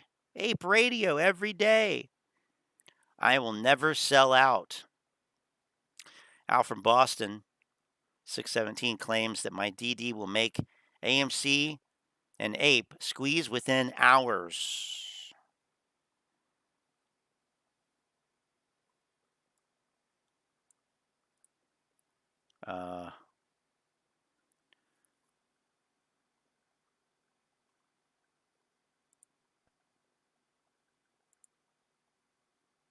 Why the sudden follow? The offshore wiki leak data I dropped? I know you posted about it a few months ago, but over a year ago, my buddy Eat the Disclaimer from our DD crew originally brought that data forth to the community, which was brashly overlooked. Hey man, I just wanted to see if you had time to do a Zoom call with me regarding some of the DD you procured over the last 19 months. I'm filing a federal complaint against the SEC for not doing their jobs, and my lawyer found some of your work and really wants to see if you could help us source some more info and cite them. You would not be named in the paperwork and your anonymity protected. You and I would be the only ones who would know about this, well, except for the fact that he posted it on fucking Twitter. I would never publicly disclose this or publicly acknowledge your contributions or any alliance or friendship with you, thus protecting you from liability. The quality of work you produce is extraordinary, and it would greatly help us. Please consider this. Thanks for the offer. You know what my work is worth. You know I have missing links.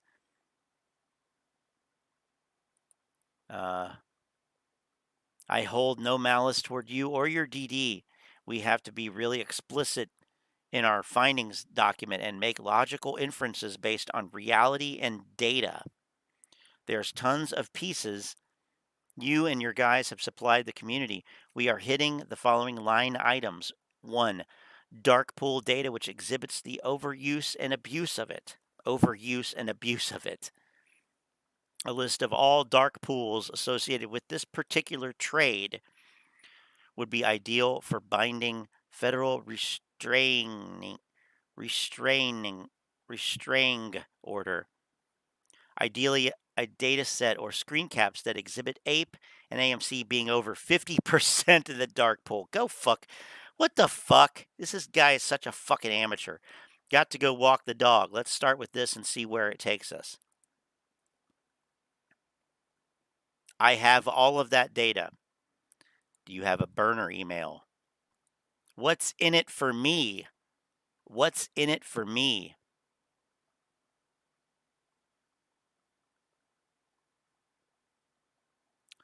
Trey Collins, trader, YouTuber, and former military officer. Net worth, 10 million. 10 million? I know Tara gets paid. I know most of the YouTubers got paid. Trey got a small 10 million, yet none of them post my D or speak of it ever. Something isn't adding up here. Al says, you get a short squeeze and make millions. It's the anonymity behind your persona. If you show your face and be open, I'll pump up your channel. You can explain your theses, and we can promote you to the community. There's also a level of confidence one must exhibit. If I had a bit of guts and chupsa, I can work with you. What the fuck is this? All these guys are fucking frauds. No, absolutely. If someone is fighting a broker that is actually corrupt and helping some short sellers, that is a battle you will not win. Exactly. I don't know what the hell makes them think that they can go up against Wall Street and come back in one piece. It's not going to happen. It's not going to happen. And that's if there were something going on. What's going on here is these people have no understanding of any of this shit. I mean, every lawsuit has been dismissed as almost as quickly as it came up. I mean, seriously, none of these lawsuits have gone anywhere. What the fuck do they think they're going to do? It's comical. I have all the confidence in the world. I also have a YouTube channel which has been suppressed and shadowed while the other YouTubers' content was pumped. I can promote that channel. So I send you my DD and you promote my channel and put me onto the community as the one who found the info. I don't steal DD despite what Bigums says. Oh, I've never watched one video of his ever. I would swear on a stack of Bibles, my honorable discharge, and my degrees. Yeah, a stack of Bibles, I don't know. Honorable discharge, who the fuck knows? His degrees. Why do we need a lawyer, though? You understand, I'm literally standing in front of a federal judge. My evidence has to be on point. I'm me presenting the case. You and no other lawyers at all whatsoever. I have another lawyer. Another lawyer. Al is not a lawyer. He is not a fucking lawyer. What's up, Pet Rock? Al is not a motherfucking lawyer. He's not. I have another lawyer who reviews documents, another one that cites SEC law, both of whom are apes, and a judge coaching us. Okay, good. Who are the other two that are apes? Let me ask them if it's okay to mention their names. It will take a few days. Busy men with careers and all. Oh. Only problem is I'm not giving any DD to anyone without knowing who the hell would be representing my DD. So for that to get sent, I'm going to need those names and confirmations. Would you be willing to sign a mutual non-disclosure agreement? Oh my God. Okay, thinking this over. So just to recap, I send you my data, you put me on to the AMC community and boost my YouTube. You and two other lawyers from AMC community use my DD to make AMC squeeze. Wow. This is pathetic as fuck. If we can pull this off, you can expect the squeeze to happen literally in a few hours to overnight. It's the shortest, but also the most complex and difficult to navigate through. I have to prove various elements that would warrant a restraining order. Remember, the people who we are binding are the SEC, market makers and hedge funds. As you can imagine, not a small feat, but I'm motivated, dedicated, and will carry out this to the end. That's my resolve. What a clown. Yeah, this is oh my God. This poor fuck who thinks he has some DD and the owl is sucking his dick here. I mean, yes, you will present your data and findings and explain what's happening, and I will promote my viewers to your channel. So Trey gets 10 million to waste people's time. I get YouTube followers and like, what is the fucking obsession with Trey? Like, yeah, Trey was a fucking grifter. You got in too late to be a grifter. Both of these people are ridiculous. I get YouTube followers and AMC to squeeze within hours upon my DD hitting the right channel. Once again, something isn't adding up here. I think you're smart enough to understand that my DD is worth more than 10 million. Not trying to be rude. I highly doubt Trey has $10 million in assets, but I can see we are at an impasse and further time won't be required from either of us. I don't have any money to give you. My resources are committed to legal fees and filing. Nonetheless, I appreciate you taking the time to respond to my query and wish you well. Keep up the great work. Respectfully, Al. Ooh, he just got shut down by Al. This is serious as far as I can tell. This is serious. I don't think this is a joke. I mean, maybe it is. Maybe I should tell him that I have the DD. No, I don't want money. We can work something out. All right, fresh ice tomorrow. Cheers. You around? I am. Okay. Been organizing all my DD. What about the short and distort campaign? Do you want that part of my data also? Yes. Are we talking Excel docs? Describe the format. Maybe a few pics. Screenshots are fine. Yeah, give me the screenshots to your research so I can use it. You know the parts that show how Tara, Lou, Matt K, STV, Trey are paid and tied to Mark Cohodes, and the BS narrative Tara and T. Spence have been pushing to get rid of Adam, first name basis. That is the infiltrate and divide tactics being played out. Adam Aaron is a brilliant man. Okay. That's not DD, that's fucking speculation. Huh? I'm starting to lose confidence in you. Do you have actual data sets or perhaps documents from foreign banks, etc.? Oh, I have a screenshot of something. What is this? Some tax information. Whatever.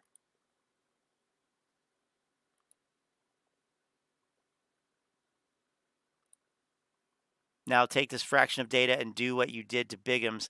Claim his DD as yours. You won't admit the short and distort campaign built around AMC because you were part of it. We don't need any clown lawyers. I was really hoping you would offer me money so I could tell you to let whoever pays you know I told them to shove that cash up their fucking ass. My DD is priceless and can't be bought out. I give a fuck about others. Money is meaningless in a world filled with suppression. You claimed my DD would make AMC squeeze in hours. Laugh face. No single person is going to do anything. It's all the people who are overlooked. They are driving the driving force that is going to destroy the false narratives. The truth will be revealed. All this stuff is completely useless. I need data sets based in Excel, sourced by credible sources. I don't know the first damn thing about short and distort campaigns and anything akin to that. Yeah, right.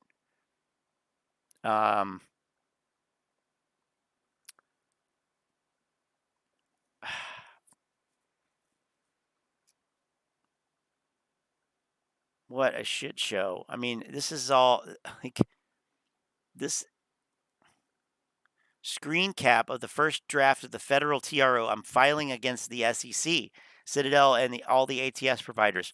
Once the judge agrees with it and signs off, once the judge agrees with it, yeah, fucking right, and signs off, it goes into immediate effect.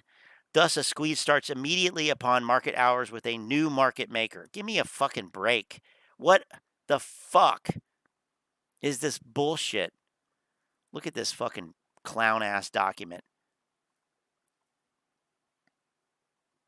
They're literally trying to out LARP each other. Ticker symbols AMC common stock and preferred Ape are securities issued by AMC American Entertainment Holdings. That's not even the fucking name of the business. Out of Leawood, Kansas. Out of Leawood, Kansas. Who the fuck? He wrote this? According to the Securities and Exchange Commission's failure to deliver data, there has been over 20 million failure to deliver shares for the ticker symbol AMC. Exhibit A. The vast majority of the share transactions are being run through Citadel Securities and others' ATS systems, according to FINRA. No, dude, Citadel does not use an ATS. It's OTC, off exchange. You can get that data on. This is going to be so fucking hilarious. Which is a violation of XYZ, Exhibit B. What? This practice negates the national market system's model, supply and demand model, and destroys shareholder value. No, it doesn't. Wow, this is fucking horrible. This is absolutely fucking ridiculously bad. Ticker symbol Ape preferred stock was issued and has accumulated over 44 million failure to deliver shares.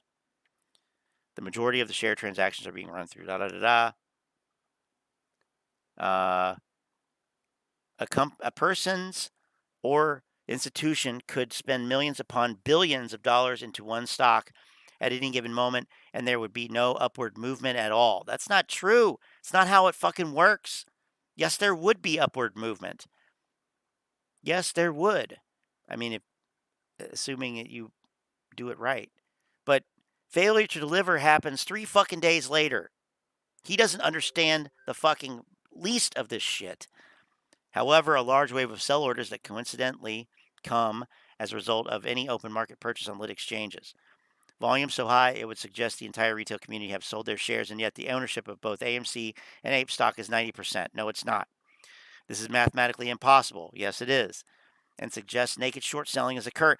This is like, oh my God.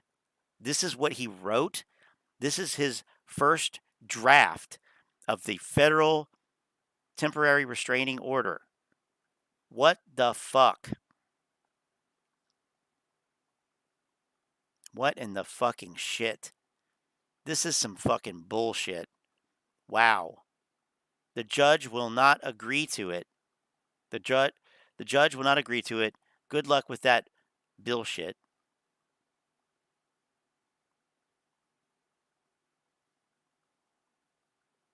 Wow.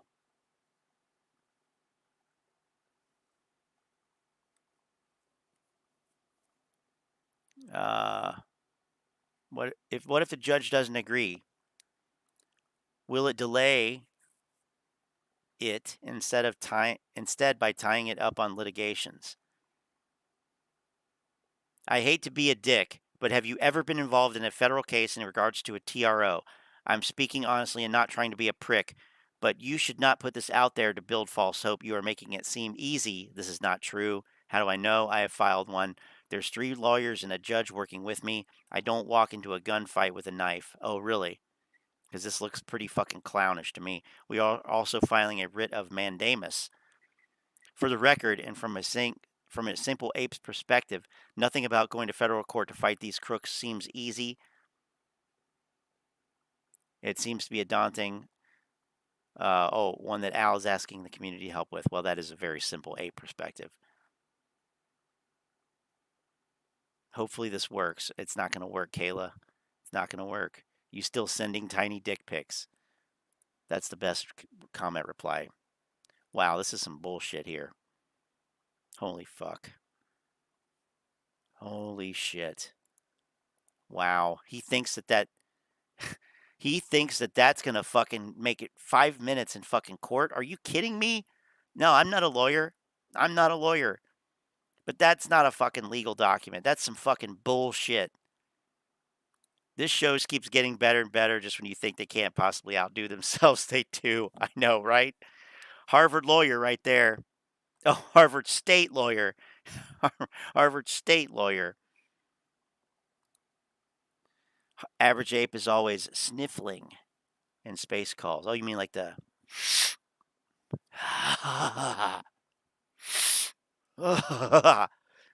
that type of sniffling? I don't know. Wait, he said it was him and one other lawyer. Now he has 3 lawyers with him. Yeah, the other day, he in a video he said that he was working with a lawyer. Now it's 3 lawyers, I guess. He's not a lawyer, as you can tell by this poorly written document. This is clown shit. Man, this is so fucking lame. I mean, seriously. Wow. I mean, I'm almost embarrassed for the fuck after reading that. I mean, that's like, that was, God.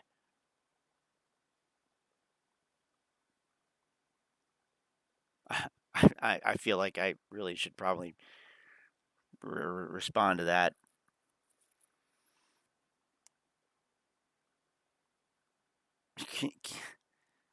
You have screen caps that I can't use in trial. You're not going anywhere near a fucking trial with this bullshit. Wow. Wow. That is some...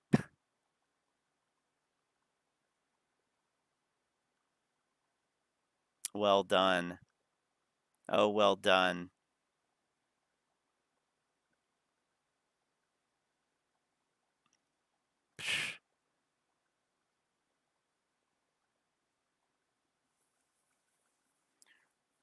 Remember all the nonsense last year about should we file a lawsuit? Should we not file a lawsuit?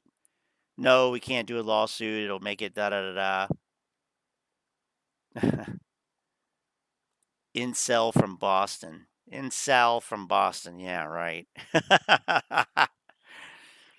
That document proves that Al may not have completed high school. I mean, well, to be honest, though, you know, to be fair, I don't know what the schools are like in Karachi these days, but holy shit. Oh my God. Wow. I mean, I just can't get over this. I'm going to have to, is that even, yeah, I guess that is him. I'm retweeting this. Oh, shit.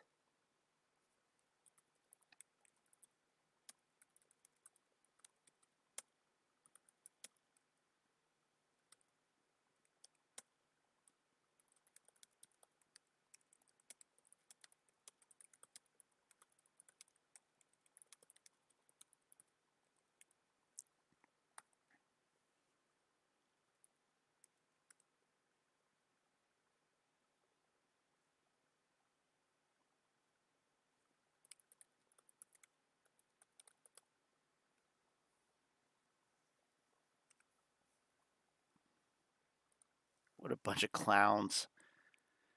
Holy shit. All right. Yep. Yep. Oh my God. All right. Let's see what else we got out here. Oh. Is this Tales from Camp Baggy? That sounds fun. Is this, what's his face? Is he still around? Lord Nemesis. No. Oh. Let's. Is this restream of my stream? Cool. Because I heard myself. I was like, what? All right. Let's. Oh shit. What was I gonna do?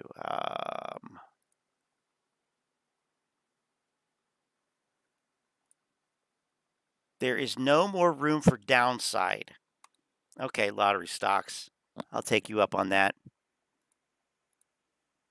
By the way, feel free to. What's going on, guys? Lottery stocks here. Welcome back to the channel. Welcome to the channel. If you're new, feel free to repost and whatever. Do restream whatever. I don't care. Not that you. I don't think you need my. I don't know. I don't care. Doesn't matter. Okay, lottery. God. Today Just this name fucking pisses me off. Real quick before we do that, a huge thank you to Moo for sponsoring today's video. They are allowing. This fucking guy is sponsored by. Oh my God.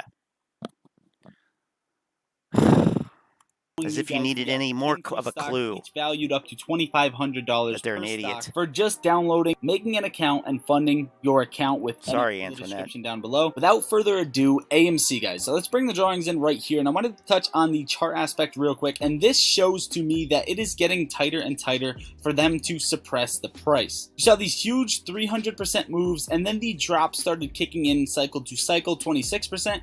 43, and then 18, and another 18%, showing.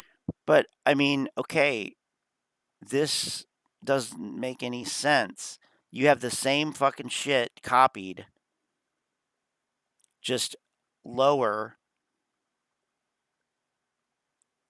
I can't help but notice that this one goes up and then down. This one, they look nothing alike.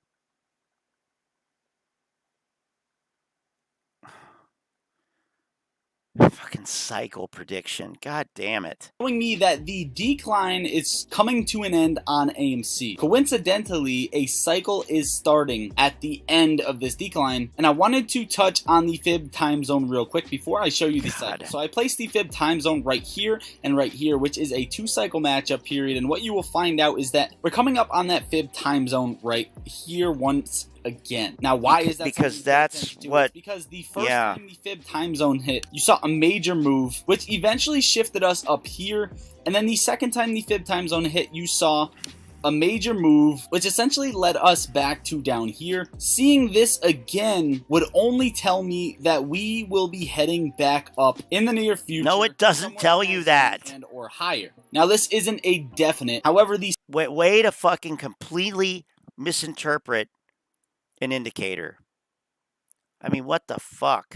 What in the actual fucking cycle shit? is starting out once again, and at the beginning of these cycles, you start to curl up, which we started to see in AMC over the past couple days. I do think we have reached a temporary bottom. I'm not going to give you financial advice, but I do think if you buy calls at least a month out, you will be making some money on AMC. Not financial advice. Not financial advice, but buy fucking calls. You're fucking as dumb as Trey. But take a look. This is when a cycle started. It bottomed right here, curled to the upside, bottomed right here, curled to the upside, and we are hitting it again. However, if this plays inverse, there's a good chance it could go bankrupt, which I don't think is going to happen because they have no room to play this inverse. Cycle hit, this is where it played out inverse, push to the downside. Cycle hit, bounce. There's a low probability that this is going to push to the downside. And low probability. Said, I do see AMC getting a major pop over the next few days, if not couple weeks. Aside from the chart aspect, hedge fund Titan warns UK pension crisis is just the start. Billionaire Marshall says pensions are acting like hedge funds. Crispin Odie says the LDI crisis is only just beginning. And just in, China's unexpected GDP delay blamed by analysts on party meeting. What does this have? Any of this shit have to do with AMC? No reason given. Government officials gathering for party congress this week. Now, in my opinion, I assume that they prevented a huge hit, and this is a temporary prevention as this will be showed to the public at some point. Credit Suisse is considering a sale of its U.S. asset management business per Bloomberg. Remember, Credit Suisse was very comfortable in their opinion, except in my opinion, they're on their way to bankruptcy, and now they are trying to sell part of its U.S. asset management business. Just in, Texas securities regulator launches investigation into FTX, which is the same crypto platform that GameStop just partnered with. So in case you guys want to look at that, I'll try and link it down below. Make sure to remind me if it's not linked down there. And just in, Italy inflation reaches 8.9%. Well, clearly that's a FUD hit in 37 years, while the U.S. to prevent the squeeze. Bankrupt crypto hedge fund Three Arrows Capital. This should get interesting. So hopefully you guys enjoyed the quick update. Hit that like, get your 10 free stocks, drop the subscribe button, and share. That's all he really cares about. Just get your 10 free stocks because I get my free stocks from that. Yeah. God damn it. Fucking stupid. See, I can't turn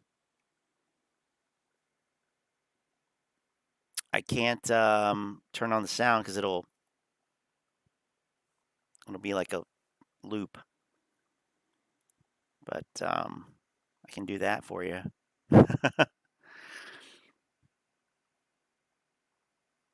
So these are apes here? What is this game? I'm not a gamer, so. In his opinion, right. In his opinion. I mean, what could be more useless than an ape opinion about options? No less. I mean, Christ almighty.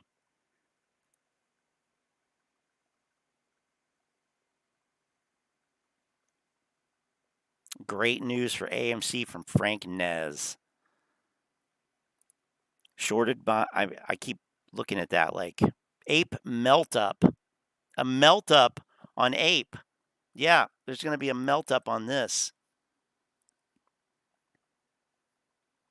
Oh, it looks like it melted up today. Still under $2. God, I mean,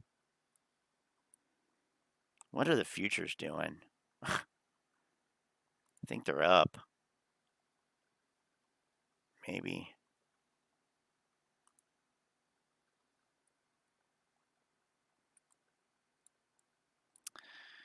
This fucking market's going to rally again, I bet. We're going to start seeing probability for 100 basis points priced in, or probabilities for 100 basis points rising.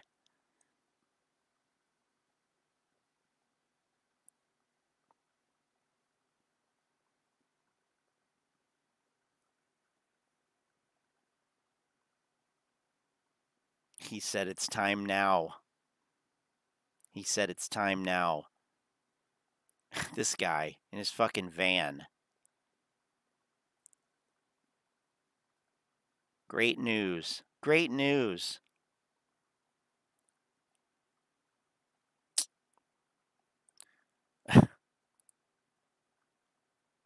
Red Pill Bill. 3,000 people. Or, well, there were 3,000 views, supposedly, on a 30-minute video by Red Pill Bill, a.k.a. Short Squeeze Channel. I've reported more of his videos than I can remember. What? Jesus Christ. China market is flat. Yeah, they all ended up yesterday. They ended higher yesterday. And the dollar just fucking took a nosedive today. It's basically what happened, I think.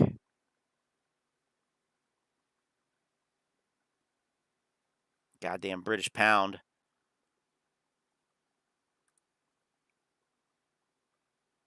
Crash again. What just happened? They did this. Oh, I think I wanted to see this.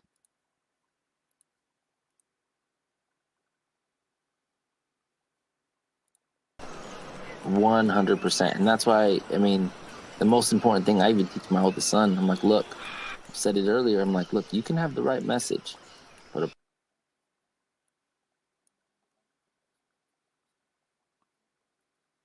energy that you put out, that's what it's about.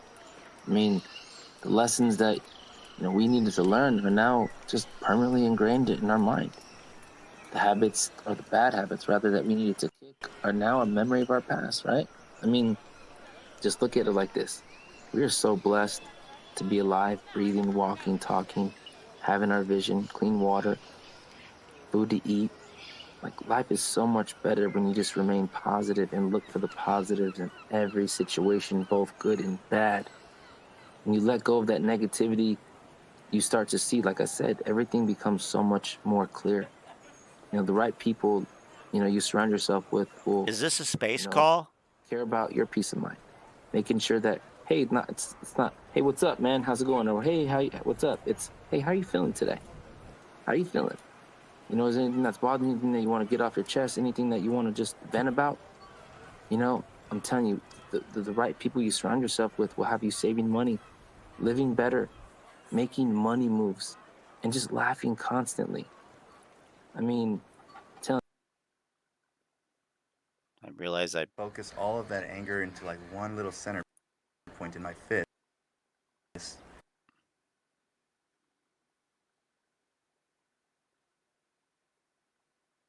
My connection sucks. It's an ape space. Okay. One little center point in my fist, and I clench it for like, you know, like maybe like a good 7. Okay, I guess I can't run at 480. God.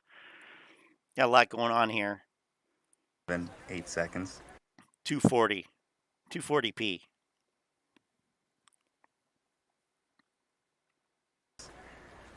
And then I just release it, and I feel the blood rush back to my hand. What? In my head, it's a psychological thing. It's just me releasing all that anger, and I could feel a release. Like your body's taking a deep breath with the release of your fist. And then so whenever I get... Okay. That's captivating. We'll come back there. Okay. Let's see. Did the shorts cover? Yo, did the shorts cover? No. The fuck we talking about? Yeah. I don't know. You're the one talking. This motherfucker here ain't cover his fucking shorts. Yeah. The guy named Dougie Large, a.k.a. Doug. What does a market maker have to do with fucking shorts? First of all. Like, how fucking ignorant can you be? Understand what different people do in the fucking market. Market makers are not fucking taking on short positions. You dumb motherfucker. Seriously, what the fuck? This is so stupid. Virtue. Breaking news. I have a tweet here that you definitely want to see, and here's why you want to see it. This is what I tweeted literally at 12 a.m. Okay, early this morning. Like, what a fucking douche. Never forget you got to go through me to get those shares back. Was live. A fucking moron. Having fun and shit. Yeah. And I'm, dancing. You know me, it's Phil. Come on. I still got the mask here, okay? But anyways, I said, hey Dougie Large, which is this Doug Seafood guy. Okay? Al from Boston was having a Twitter war with him. Looks like he wants to have a Twitter war with me. Because I said, look, never forget, you got to go through me to get those shares back. And I'm convinced you use infinite synthetic shares to short stocks. How embarrassing. Don't sit here and debate me. Cover your shorts. Whoop, whoop. Cover your shorts.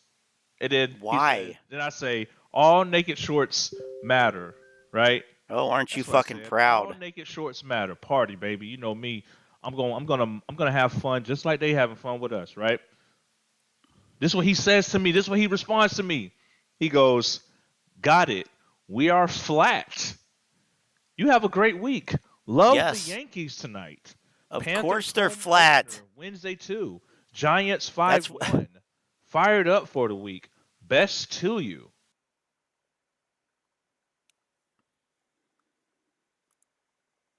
I mean, they're supposed to be flat.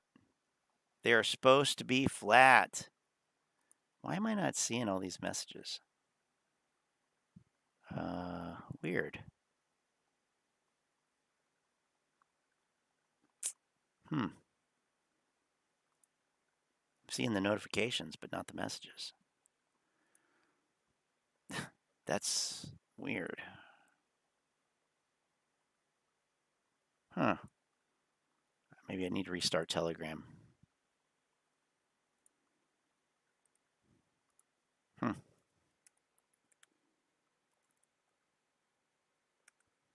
Been seeing a lot of notifications come across and hearing beeps on my phone, and for some reason I'm not seeing them.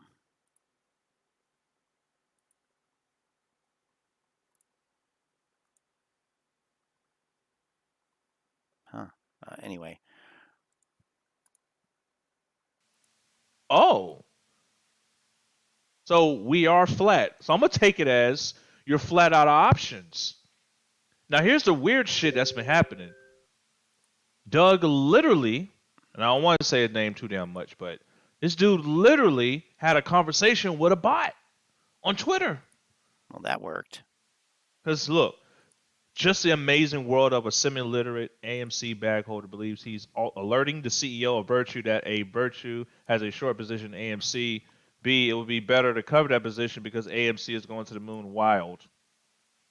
Then he says, Joe, you seem like a nice fella. Not meaning to insult these fine folks. My grandparents were illiterate immigrants to this great country, but it's tough to see good people waste money on a crazy narrative. I'd be thrilled if AMC went to 1,000. Seems unlikely, though. Hold on. It continues. The conversation continues back and forth. Okay? You may give these folks more credit, and this is how it came. It came back to back. I've seen this whole conversation play out. You give these folks more credit than I do. I don't think they believe what they're saying, blah, blah, blah, blah, blah, blah. And then Doug says, well, that fraud Michael Lewis started a narrative with his book of fiction, and then internet took over. And, of course, you know my response. Bruh, you brought a bot to have a conversation with you? Because I'm telling you, this was planned. You want to know why I know this is planned? Oh, shut the fuck up. This is why CEO Adam was calling out the bots on Twitter. Most of these motherfuckers that get on here talking negative, they don't have anybody that you know that follows them.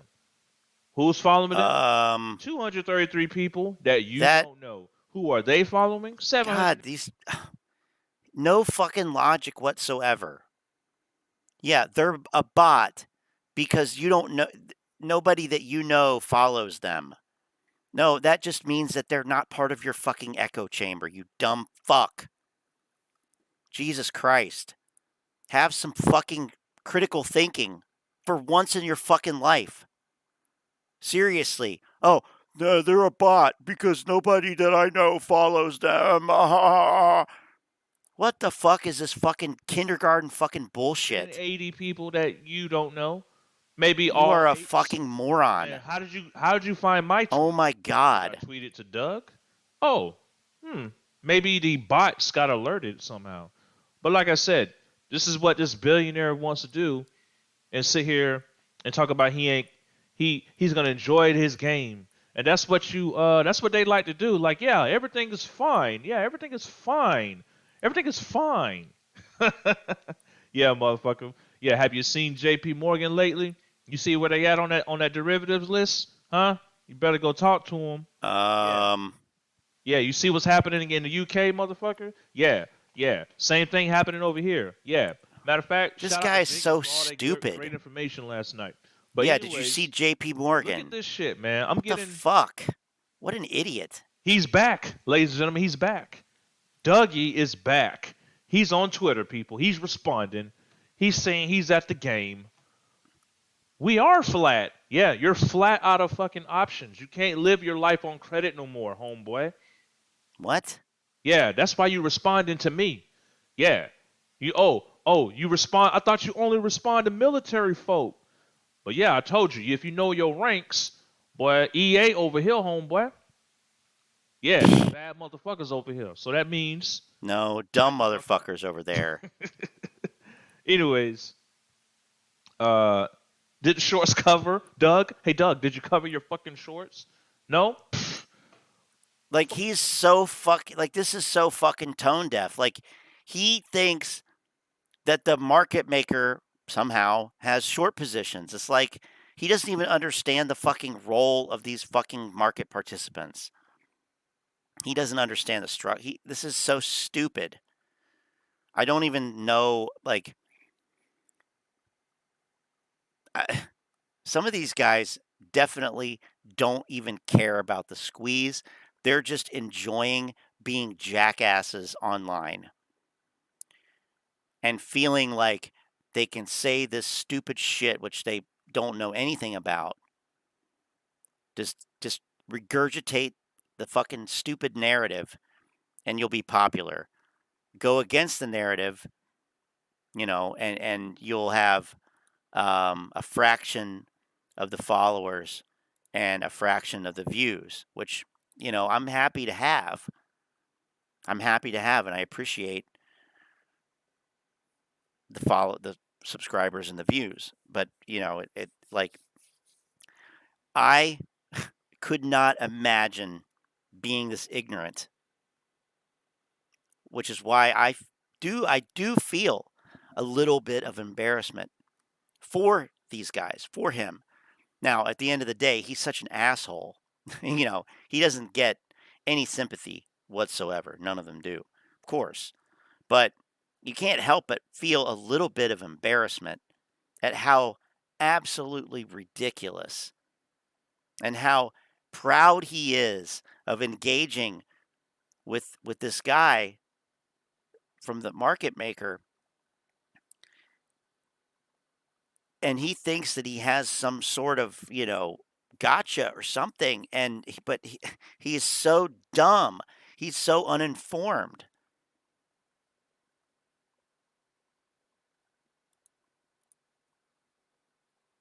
Yeah, how confident he is. It's crazy. It's absolutely crazy. It is fucking crazy. Is that Walter White's RV I see in there? There, let me bring it in here.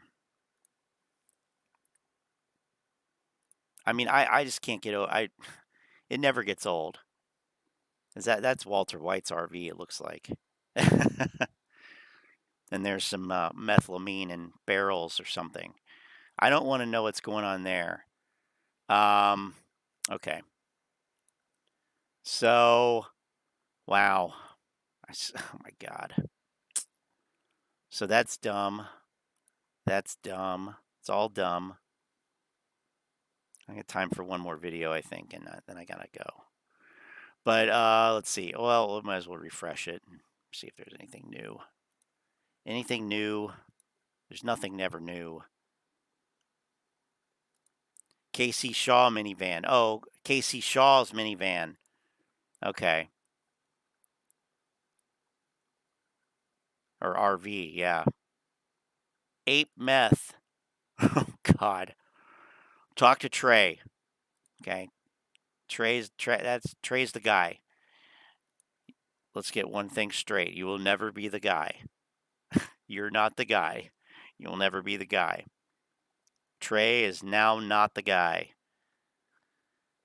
AMC stock is back. Oh boy, AMC stock is back. Oh boy. Jesus Christ. He says the bottom is in. Oh, great. Great. Go for it. The bottom is in. Why every fucking week? Every fucking week, the bottom is in. Somebody says the bottom is in. Insane. I don't know. I don't know. Has anybody got anything? I can't watch any of these fucking shit. I can't watch any of this shit.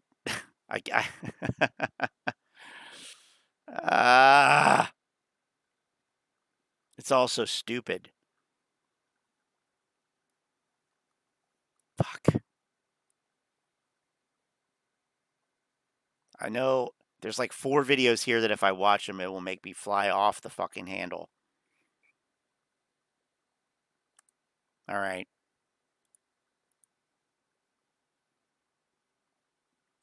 All right, we have to cover something right now. Lou put out a video. You see Ape that's basically disintegrating. Well, Ape is not gonna get, it's not gonna, like people think, oh, it's gonna get delisted. Listen, they're just gonna merge those fucking Apes with AMC. They're gonna combine it because it's the same stock. Then you're gonna have the dilution in AMC. Remember I said that AMC is gonna go down even lower? You could expect it to go down even lower. And then once it's set, you're gonna see the price jump up because of the fact that there will be no more Ape. Ape is gonna disappear. Just like when I said that Ape was gonna go underneath $2 and people laughed at me. Just like I said, delay Ape and people laughed at me. Just like I said that Ape was a fucking fugazi, it wasn't even a real stock and people laughed at me. And now they get to see exactly what this is. So people go, no, it's all gonna run. It's a part of the system. I don't give a fuck at this point. We talked about that one last night. So I just want to help people that are still in understand. Or Sunday, yeah, last night. If your money is in AMC now, you're gonna have to take the ride. That being said, when it starts to have its run, in your brain, you have to understand 2 things. One, it's going to have the run because there is a crisis that is brewing right now. There is a liquidity crisis that the average person is not seeing. Pension funds are being margin called overseas. Do you have any fucking idea the catastrophe? It's already hitting a bunch of other countries. When it hits over here in the United States, and everybody's scrambling to sell off everything they can in order to start covering, in order not to get screwed over, you're going to see the shorts that are on AMC start closing out. Motherfuckers are going to just basically, the Holy Spirit is going to jump into them. And then you're going to have your run. I am telling you now, that is not a squeeze. That is a run. Hopefully you get to your break-even price. Hopefully you get some more money on top. But then protect yourself. Now, so if you're in it, 22-year-old is going to tell us how it really is. Don't get fucking depressed. Don't talk shit about suicide or anything like that. It's a play that you could ride out. This liquidity crisis that's coming is going to be your friend. Because if a couple of the funds start to close out positions, you're going to start to have the rise. Do you understand? And at that point, you're going to say to yourself, the rise will lead to the run. You understand? We want to take which will lead no, it's going to squeeze. It's going to to the ruin. Those motherfuckers are not going to be around if your money gets disintegrated. Please understand that. Everybody cheerleading, they want you to hold for them. They don't give a fuck if you get fucked up. That's why I'm just talking to you and tell you, be smart. At a certain point, if you break even, good. If you get more money on top, good. But if you hear people chanting, this is it, it's going to go to 5,000 a share. Trust me, I'm the motherfucker that explain how fucking the system works. A lot of these fucking, all these fucking YouTubers had no fucking. It's fair to say that the brackets are no longer applicable. Like, what are the brackets now? Lou, can you do a new brackets video? What are your brackets? Idea. We need your brackets. Shit works, and I'm telling you, AMC brackets, is please. Not a squeeze. AMC will have a rip. AMC will make you a good amount of money. But the fact of the dilution, you cannot discount that. It's there. Okay? So now it's not a squeeze. As far as Ape, there you go. Now some people don't want brokers that want to sell, Ape and stuff like that. And that's a catalyst. I'm like, I don't give a fuck anymore. I'm just saying for the good people that are trapped in AMC, if your money's in, you can't move, you can't whatever, relax. Liquidity crisis that we're in right now. Every day. The AMC rocket to the moon crashed. Camp Baggy was born. Smart apes come over to Ark Island. That's the backstory. I like it. It's getting worse. That big threat that the Bank of England gave up to this Friday, do you know what that's going to mean for the markets next week? Oh. Calm yourself the fuck down. Shine love. My prayers are for you. I'm always around. Well, that was another failed prediction. Be smart. At least so far. About him as a person. It's about what he said. So some things I agree with, some things I disagree with. You know my thoughts on Ape, and you know my thoughts on this upcoming liquidity crisis, which I do agree with. We may have a pump from that, along with the market crash, pension fund margin calls, etc., etc. However, Lou is stating, again, I haven't watched his videos in a very long time, but Lou is saying pretty much AMC. Well, maybe you should before you comment on it. I mean, I watch them, and I comment on them in real time. Nice cross, too.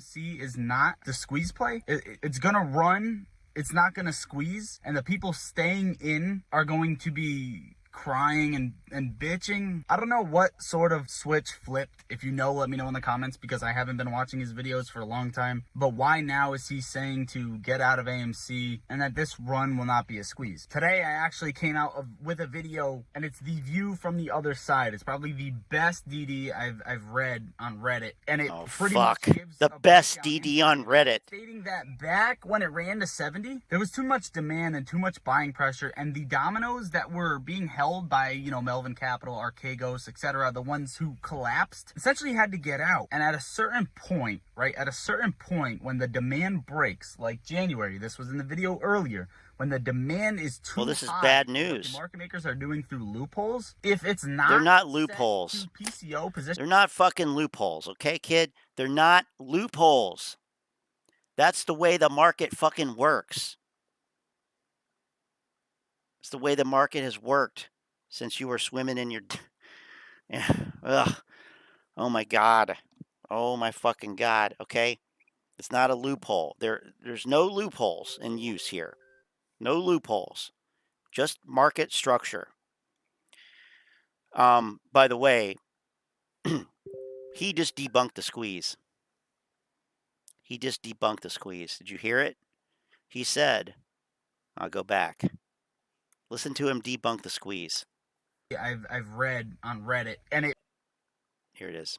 There was too much demand. Here you go. Breakdown inside of that, stating that back when it ran to 70, there was too much demand and too much buying pressure, and the dominoes that were being held by, Melvin Capital, Archegos, etc., the ones who collapsed, essentially had to get out. And at a certain point, when the demand breaks, like January, this was in the video earlier, when the demand is too high for what the market makers are doing through loopholes, if it's not set to PCO, position close only, which it was and it was forced to be, then this thing's going to squeeze. And let me talk to you. Debunk the squeeze. Moass debunked. Why? When the demand gets too high. When the demand gets too high. That was a once in a lifetime level of demand on AMC and all these stocks, as far as I'm concerned. That will never happen again. Will never happen again. Unless we have another pandemic. God help us. Unless we have another pandemic with a equally as stupid response. And I'm not just talking about 2021. I'm talking about the whole response because it all led up to that. It's all tied to that event or situation. The way it all played out led to what happened in January and June. That will never happen again. I don't understand how people are so laser focused on this fantasy that it could be like January or June of last year when you literally have what was it? You're literally talking about 18 million shares of volume today. I mean, that is a drop in the bucket compared to what happened last year. This guy has no fucking business talking about January or June of last year relative to now, especially at a time when we are heading into a recession. That is the most ignorant take that you could have. I'm sorry. It's not like it was last year. That should be clear to everybody. So saying that you found this amazing DD that talks about how the demand was too high in January, and then that's what made it run up, you just debunked your own squeeze. In the same light, your cycle theory is meaningless. It is absolutely meaningless. Doesn't repeat on a repeating cycle that's predetermined. That's not how it works. Especially when you're copy pasting fucking charts from last year to this year. Doesn't work like that at all.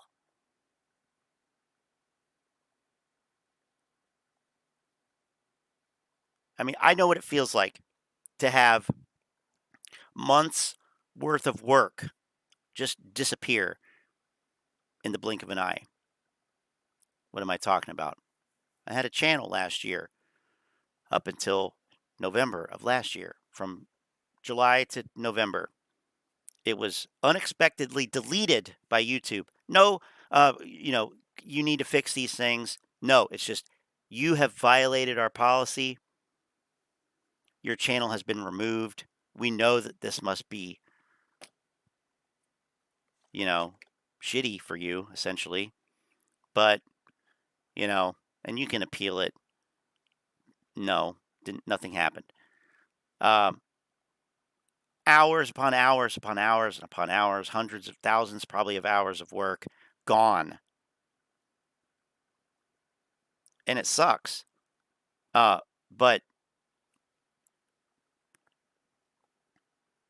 so what I'm saying is, I know it's probably sucks for these guys to hear that they're completely and totally 100% factually wrong about this. That it sucks. And that your work, quote unquote work, that all your effort, let's put it that way, effort, is worthless. It's meaningless. I know how that feels to have a large chunk of time that I spent end up not mattering at all and not even being accessible. It sucks, but you get through it. These guys are way, way out of their league.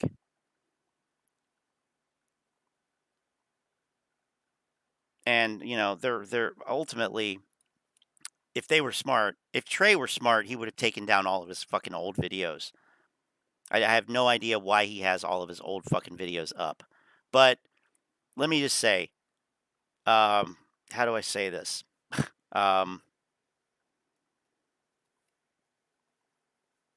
These people are wasting their time. They're wasting their time, and they either don't know it or they just don't care because they're making so much, not making a ton of money. But look at all this. Moo MEXC crypto. I've never even heard of that one. Merchandise. Member. Become a member. Okay. How to trade options like a king. Well, what if I want to join? How much does it cost? $149, then $299 a month. Welcome to the Lottery Stocks family.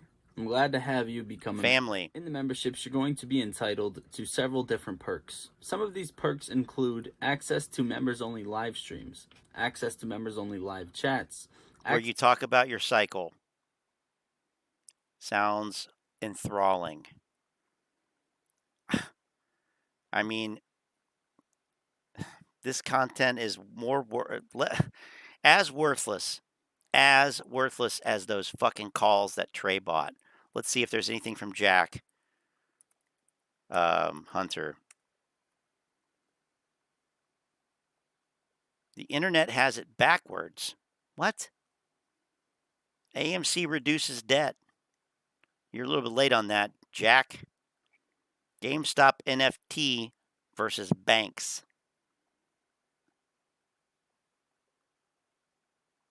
I got excited because I saw it make it last official video. I thought that was his last video. No, of course not.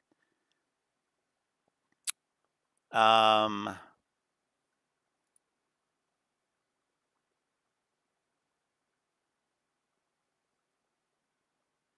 right. So, I mean, he's got this one. AMC reduces debt, but we heard all that shit. What's the internet has it backwards? Everyone on the internet has it backwards. So I was going to head out the door and I was going to go on a run, but I want to talk about this. I feel very strongly about it. And if the shoe doesn't fit, then I'm not talking about shoe. But there are a lot of individuals on the internet, in internet culture, who have everything backwards. So, wow, who is this new man? He's got new glasses. Looks like he's lost weight. Hasn't been eating. Maybe he's I don't know. Do you think maybe he subscribes to breatharianism? Just for example, if you like a band, or if you like something someone has never done, read the comments. Oh, we're gonna read them. Or adoration or praise for another human being, or maybe something they have created, you are called all sorts of names, right? You're called a dick rider, you're called a little bitch, you're called a little bitch just for showing admiration for someone or something that they did. It's Chad Clifford. You can't even compliment another person without being called a rude, derogatory name on the internet. And maybe I'm just talking about certain toxic areas of the internet, aka Twitter, but it's just so crazy because we worked for thousands of years AMC technology community to be connected thousands and thousands of miles he did apart, all the way across the globe. He did. He felt strongly about the AMC squeeze too.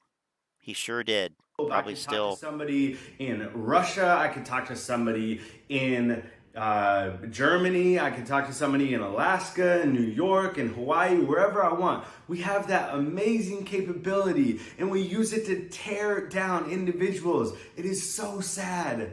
It's so fucking sad because everybody has it backwards. So when somebody starts a business, everybody tries to tear something this guy will never successfully do. them down like crabs in a bucket. They don't want to. I realize I'm doing exactly what he's railing against here. They don't want to see you win. They don't. They want you to fail. And they will laugh at you in case you do. It's insane how you would not want to see another human being do well in life. To me, it's insane. Who is he talking about? I've never been like that in my life.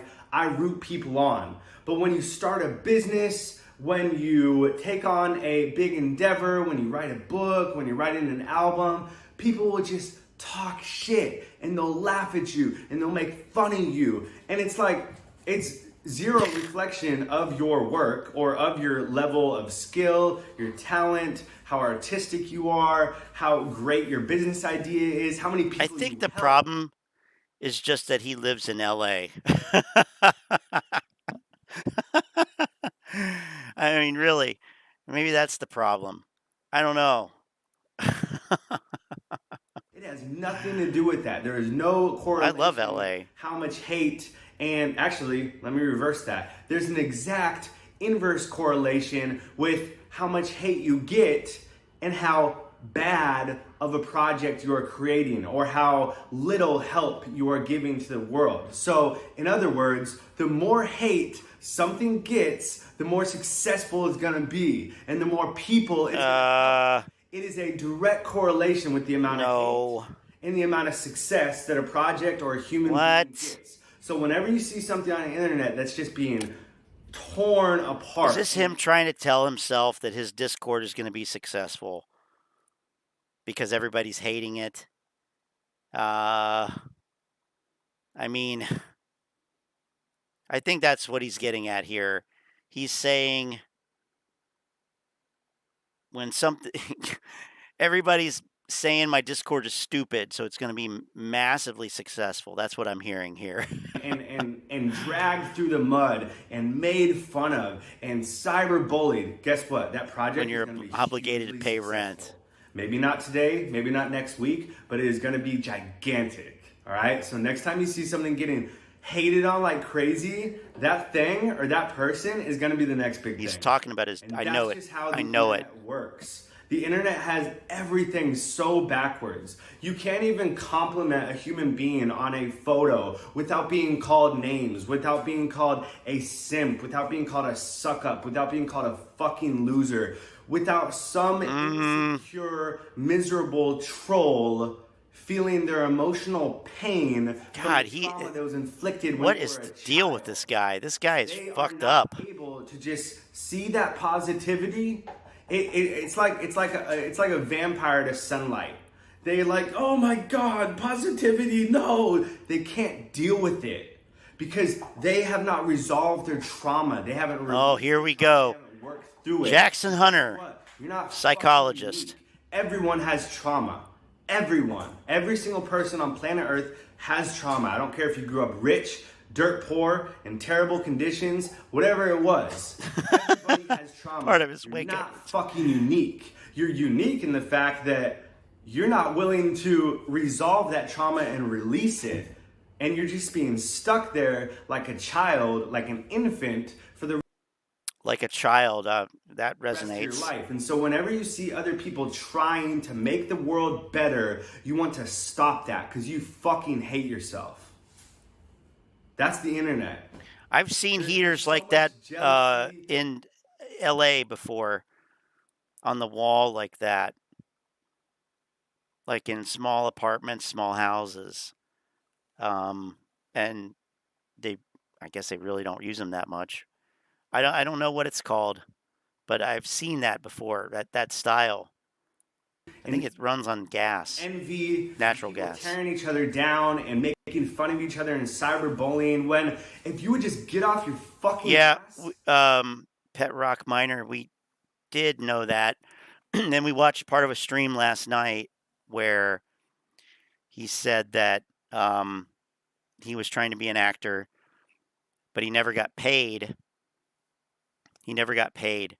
And yeah, Ariel, I'm not even really listening to what he's saying at this point. But yeah, let me go back. Making fun of jealousy and envy and people tearing each other down and making fun of each other and cyberbullying when if you would just get off your fucking ass and create something that the world enjoys, maybe you would be appreciated. Maybe you would make money. Sure. Maybe you would have a positive impact on the world, but you want to be fucking lazy and tear people apart from the nosebleeds because you're too pussy to take action and try and actually do something. I mean, I don't disagree if you're not one of those with what he's saying, but that's not in my opinion, that's not the right way to say it. I don't know. He's trying to have kind of a tough love kind of approach, I guess. I don't know. I find that usually doesn't work. At least it didn't work for me. He's all over the place. This is seems very drug induced. I don't know. I'm talking about. Thank you so much. You're making the world a better place. But if you're a miserable troll that has to call people names when you see other people having a genuine human interaction, But that's not why people do that. It's not why people do that to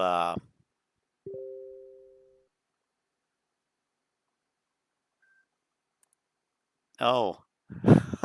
Oh, Manny is in the Discord. You joined? Oh my god. Oh my god. Well, we have somebody on the inside now. Connection, and you're one of those people that has to throw your little emotional poison, make it about you because you're trial, that's right. You need that attention, right? You need it. If you don't get that attention, you cry yourself to sleep at night, you fucking get stoned. Sometimes it's just funny. Sometimes it's just funny, right? You get high, you get drunk, you do lines, you do whatever to forget about it. You hurt yourself. It's terrible, man. Stop doing that. Build other people up. Take action. Work. Don't be fucking lazy. Contribute to the world. And maybe you'll be appreciated too, so that you don't have to tear other people down to feel that attention. You can get attention too, but you don't have to do it by trying to make others look bad.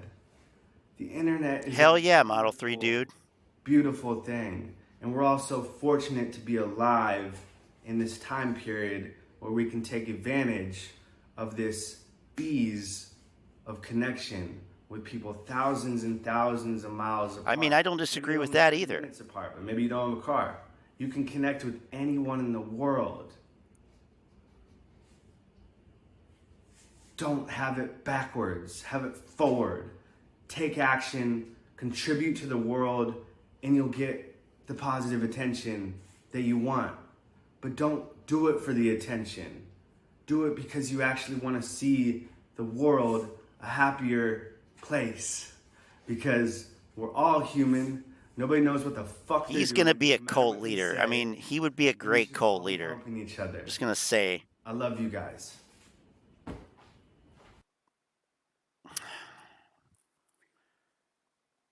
That's not going to end well.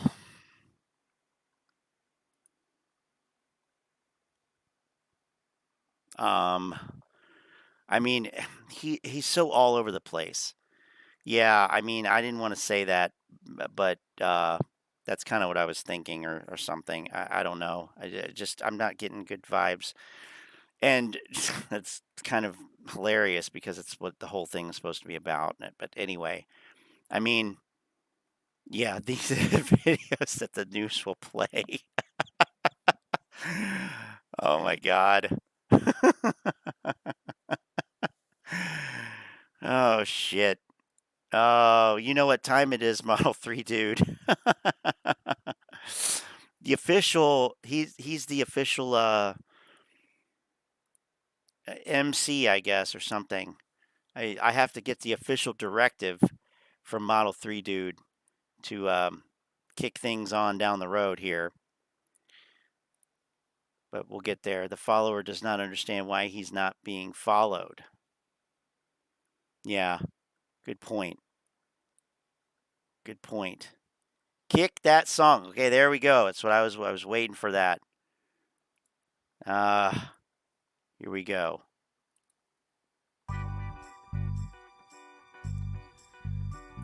All right.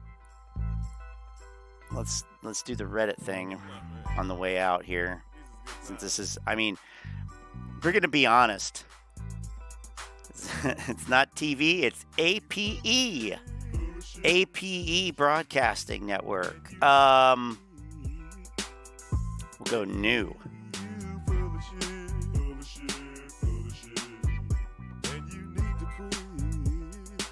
Been seeing a lot of the aisles settle for 200, or they won't let it past 20. Sounds to me like the media has you conditioned already. This has been good. Reed Pinkerton says this has been good fun. I don't identify as an ape. but bullish on stocks that have been naked shorted despite relentless retail support. There's no evidence for naked shorting, but okay. Looking for counter narrative info, apes make an echo chamber. Well, you could say that again. But there's no evidence for naked shorting, Reed. We've been over this countless times. You know, that is part of the narrative. So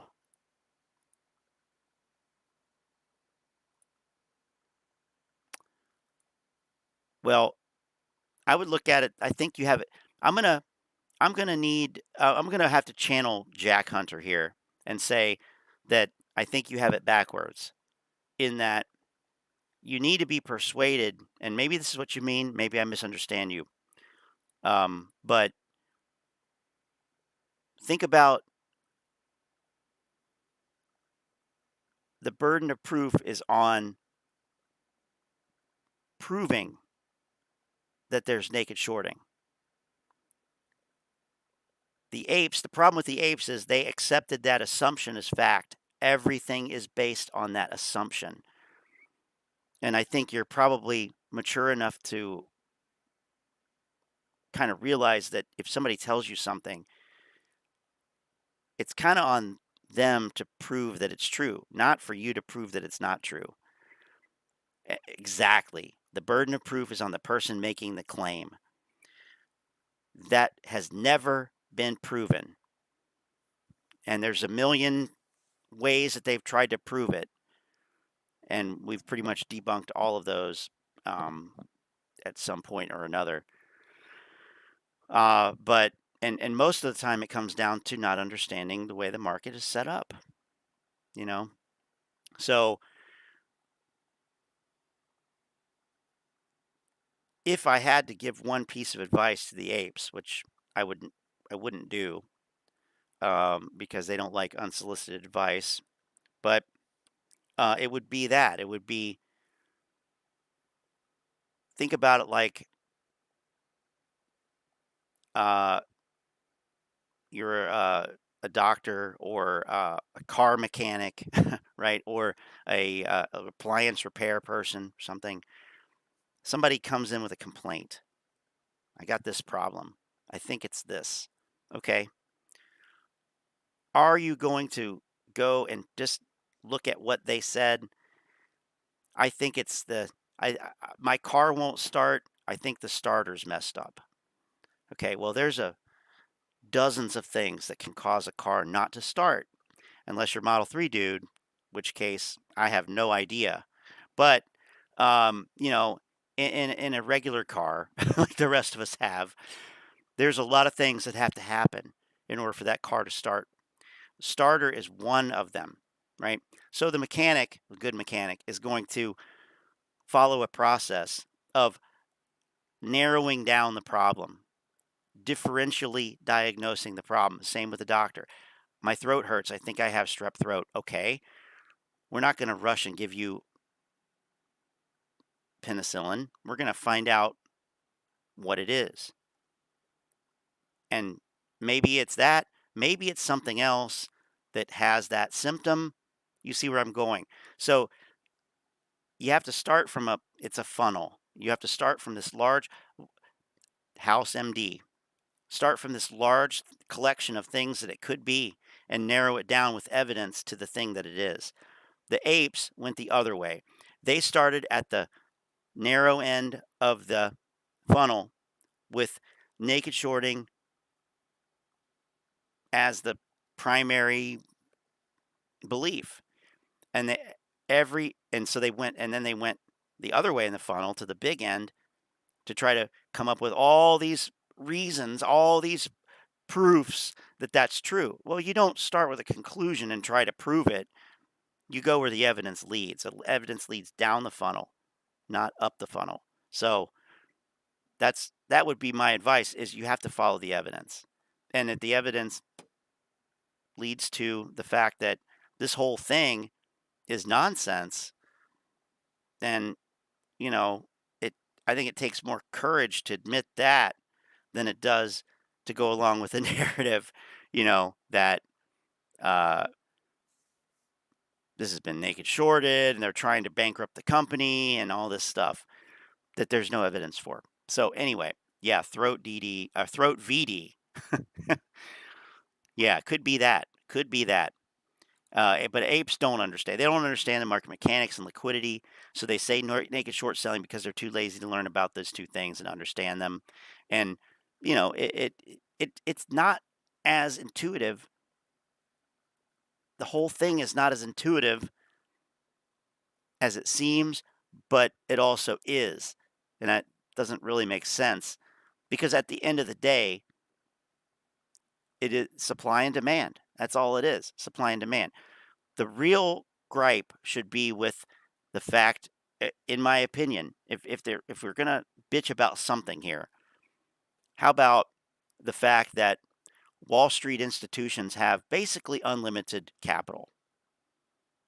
And this is a function of capitalism, so it's not going to change. You have large institutions that have a shitload of money. What are they doing with the money? Well, they can do whatever they want. All right, so they're shorting these stocks, they're buying these other stocks. So what? So what? Sometimes you pick the losers. I mean, it's as simple as that, really. Sometimes a stock is just a loser, even though the company. You hear about this shit all the time. These stocks, the company, whatever is okay, not outstanding, but they make money, whatever. The stock is basically flat, and it doesn't do anything, or people lose money on it. It happens. And well, I mean, okay, so it's like inductive versus deductive reasoning. I think they see smoke from the GameStop report that causes a lot of retail to assume there's fire within AMC. But this started before that report came out. This all started before that report came out. And they also say that this applies to GameStop as well. So the synthetic shares thing, to the best of my knowledge, was started by Lou. Maybe somebody else was talking about it too. That's also nonsense. The GameStop report, what the GameStop report did was basically to give them the supposed proof that the squeeze hadn't happened, because they said it was mostly retail buying momentum that caused the run up in June. So they said it wasn't really a short squeeze. There certainly was short covering, and that report, there's problems with that report too. That's one report. I mean, there was a couple economists who wrote, finance professors who wrote a rebuttal to that report that was interesting. I read it on Google Scholar. I found it last fall, or yeah, I think. But anyway, I mean, I like that inductive versus deductive reasoning. There's not very much deducing going on, though. There's not. And, we're talking about a quantitative, we're talking about numbers. We're talking about numbers. Speaking of numbers, there's number one right there, Lynn, another roensch. She used to be the one. Now she's just one of the moderators here, but she'll always be the number one roensch, coming in right at the last minute. Right at the last minute. Lynn, you can't do this. You can't do this. But you got people saying that they can't afford it. I can't afford it. I'm broke, but I'm going to buy more because, of their belief in this. It's gone beyond a stock play. It went beyond that last year. It became a social movement, It became basically an extension of the Occupy Wall Street movement, as far as I'm concerned.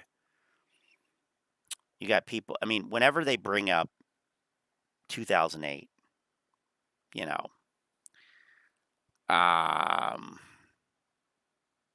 you know that it's you know, when they say things like no sell, or I'm an incel, so I won't sell until Ken Griffin is in a jail cell.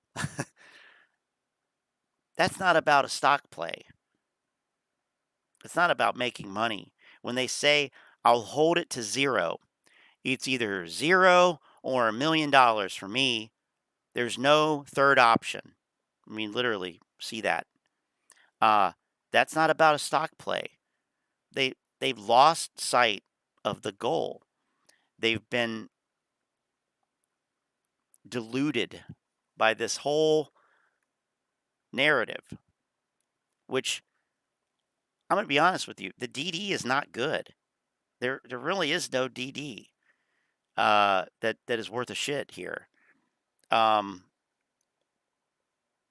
apes are finding out, well, they're not finding out, but they should be learning by now that elevated short interest alone doesn't cause a short squeeze. It doesn't. It doesn't cause a short squeeze. It is a worldview now. Gtii'Ed and Finger Plays are also claiming 200 and 106 naked short shares, respectively. Yeah, I mean, everything is naked shorted now, supposedly. I don't have time for that. I mean, it does, because it doesn't matter.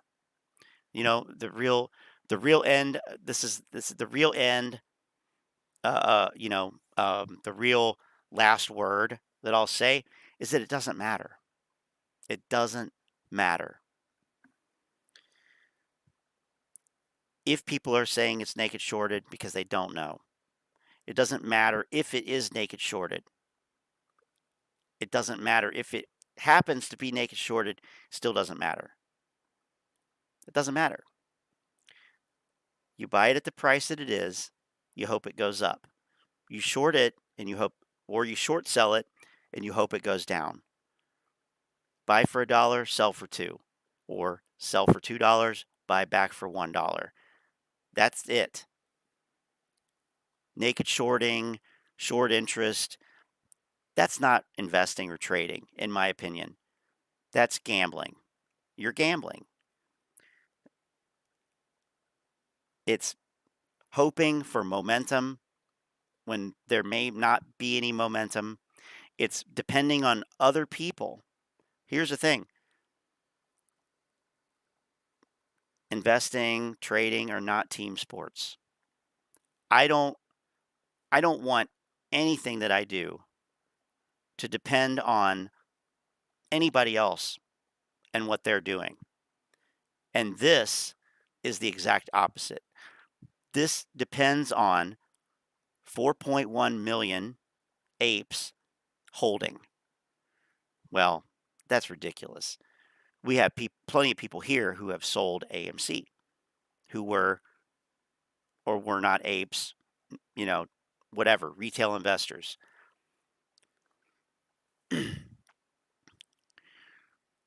So I don't want, and successful investors, traders, they don't care what other people are doing.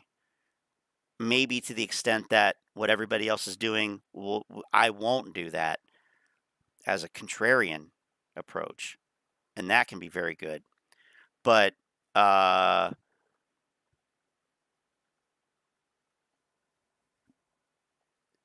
point being that the whole investing community thing, or Ape Nation, all that stuff, this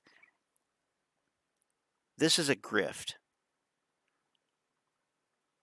This, as far as I can tell, after June of last year, has been basically a fraud. if it weren't, I don't think you would see this level of nonsense coming out every day. I mean, there are actually stock plays that are good. People make money all the time, but this is the only one that has this level of nonsense. Now, that alone isn't a reason, but I said this before. The reason I started this channel, was because the only shit, I mean, I just searched for AMC. The only shit that comes up is all this bullish crap. And I mean, I know enough about the stock market to know that there is no way, absolutely no way that anything could be this bullish in reality. So if somebody was, okay, I want to look up, I heard about this AMC thing, I'm going to look it up. This is what they would find. And this is so disingenuous. It's so misleading. It really reflects poorly on everything here. It reflects poorly on YouTube. It reflects poorly on retail investors. It reflects poorly on education. I mean, it's a poor reflection of reality. So the only thing I could do is try to counter that by looking at what they're saying and actually following the lines, following the threads to what's actually underlying it. And it is so funny because this stuff debunks itself. The allegation is that the naked shorts on GTII are serial, toxic convertible note lenders who ruin companies by naked shorting them to the ground after getting hooked with debenture. Do you know anything about GTII?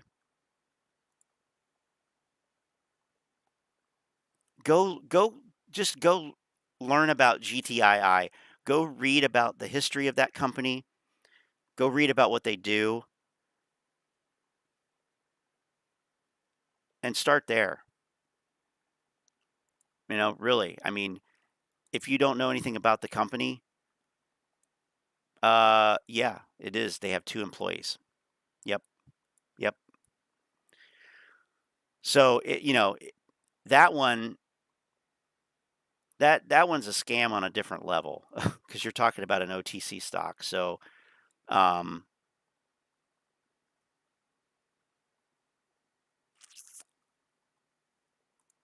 you need to use smaller words for the target audience.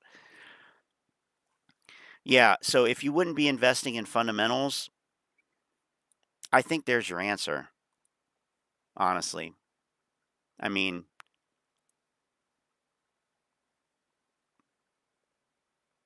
this is a pump and dump.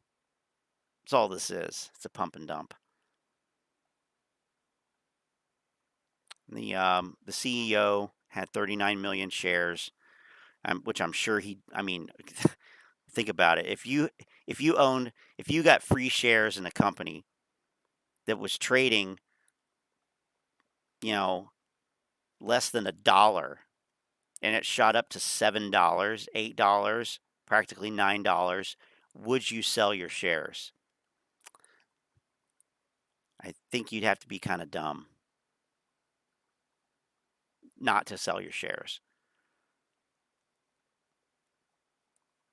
Go to the P&L for GTII and you'll have all your answers. And that's the other thing too. These short squeezes and all this stuff, yeah, they can happen. They do happen, obviously. Not as often as I think people want to believe. You have short covering rallies. Shorts cover all the time. Shorts have been covering all the time. And in fact, I mean, there's good reason to believe that all of these pumps in AMC that we see, I mean, they pretty much follow the market, which has been experiencing short covering because it's gotten so low. But you're likely not going to see a massive short squeeze because the market knows what this stock is worth, and they know that it's not worth anywhere near these values. So this is where the market prices it. And is there high short interest? I mean, what is high? But the reality is there's good reason to believe that this company's in trouble when you have net debt of almost $10 billion. So anyway,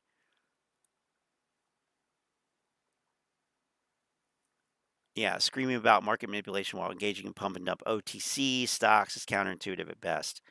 I mean, yeah, and that's what's happening here. That's what they're doing, screaming about market manipulation and short and distort campaigns when you go on YouTube and you type in AMC and everything you get is extremely bullish.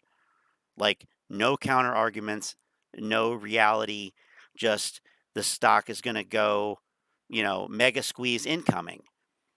Well, so that's okay if you're long or you're bullish. That's okay. It's okay to pump it. It's okay to put out propaganda that may or may not be true. But if you're shorting it, well, you can't even say anything, or it's illegal, supposedly, hypothetically, allegedly. It makes no sense. I mean, let's get down to brass tacks, okay? This AMC phenomenon is full of a bunch of first-time market participants. That's the reality. You got a lot of people, including people like Trey and probably Matt Kohrs and others, and these are influencers. I'm just talking about the run-of-the-mill people that bought into this. You got people who never learned anything about the stock market, who are the ones that are sitting there saying Ken Griffin needs to go to jail because he's doing something illegal, but they don't know anything about it. It's like walking into a hospital, into an operating room, into heart surgery and saying, oh, no, the doc, you messed up. You messed up. He's going to die. No. Excuse me?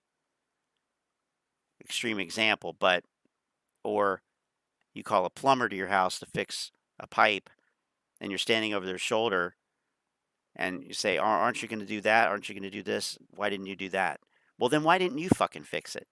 If you're just going to tell me how I should do it, you're not the plumber. You're not the heart surgeon. You're not an experienced investor. I'm talking to the apes in general here.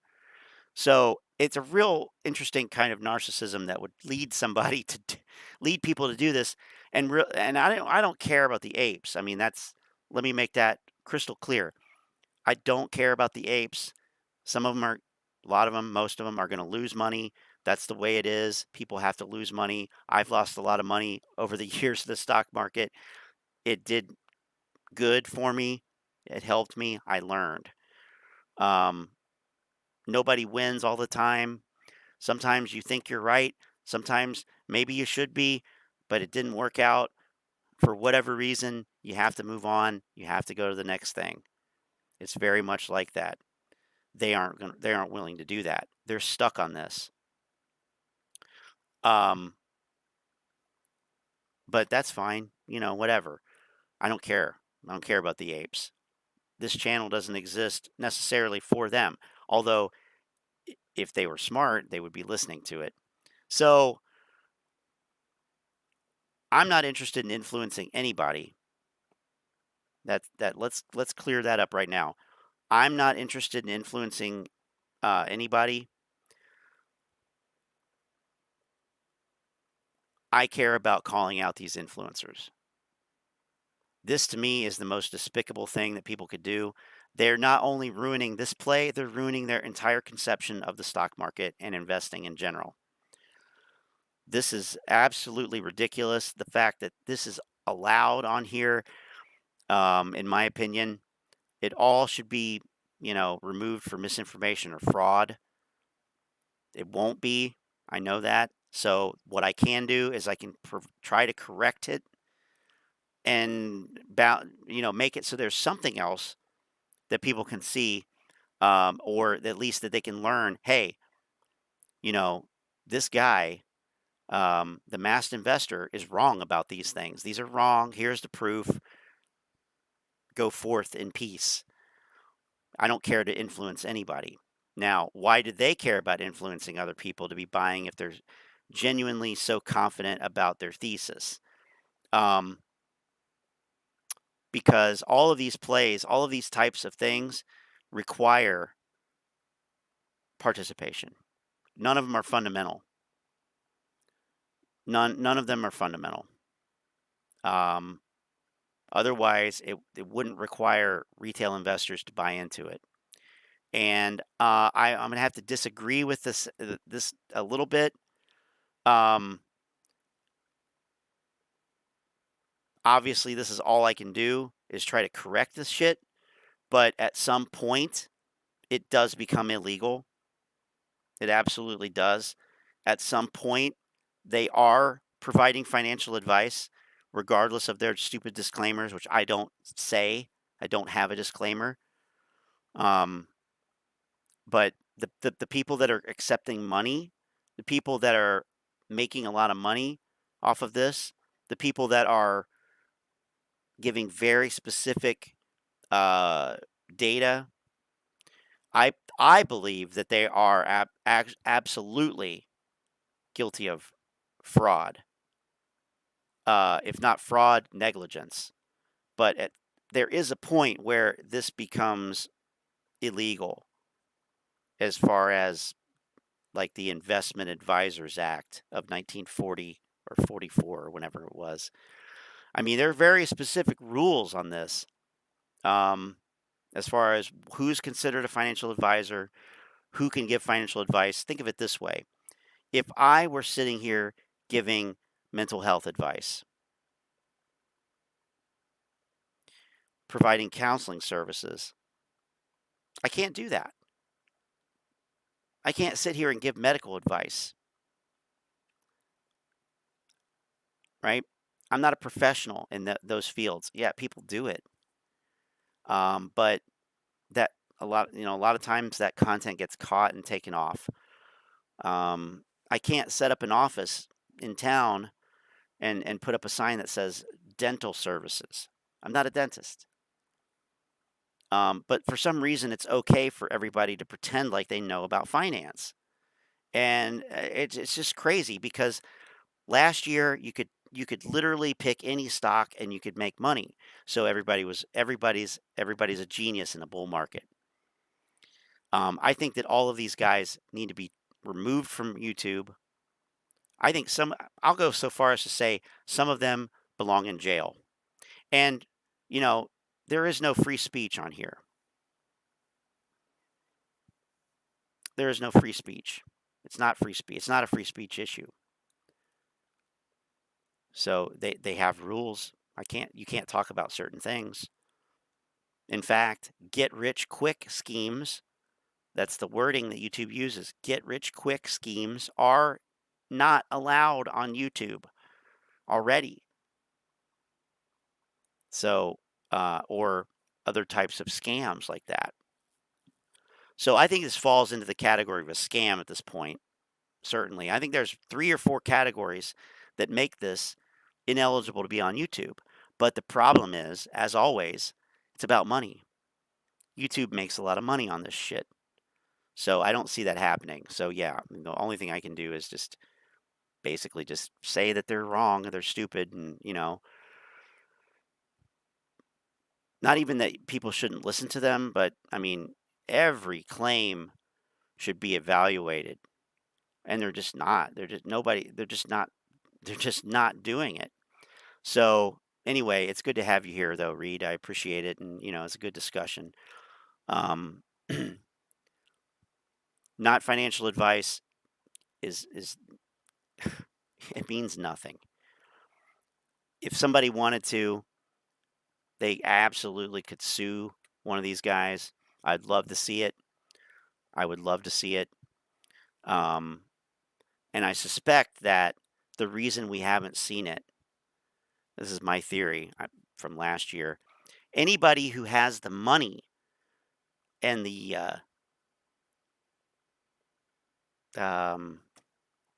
anybody who has the resources and the actual drive to bring a lawsuit against these clowns wouldn't be listening to them in the first place. So you would have to show that you were materially harmed by their misinformation and fraud. So that means you'd have to be an ape, and you'd have to have lost money, and you'd have to have money to bring the litigation. I don't think those things are compatible, personally.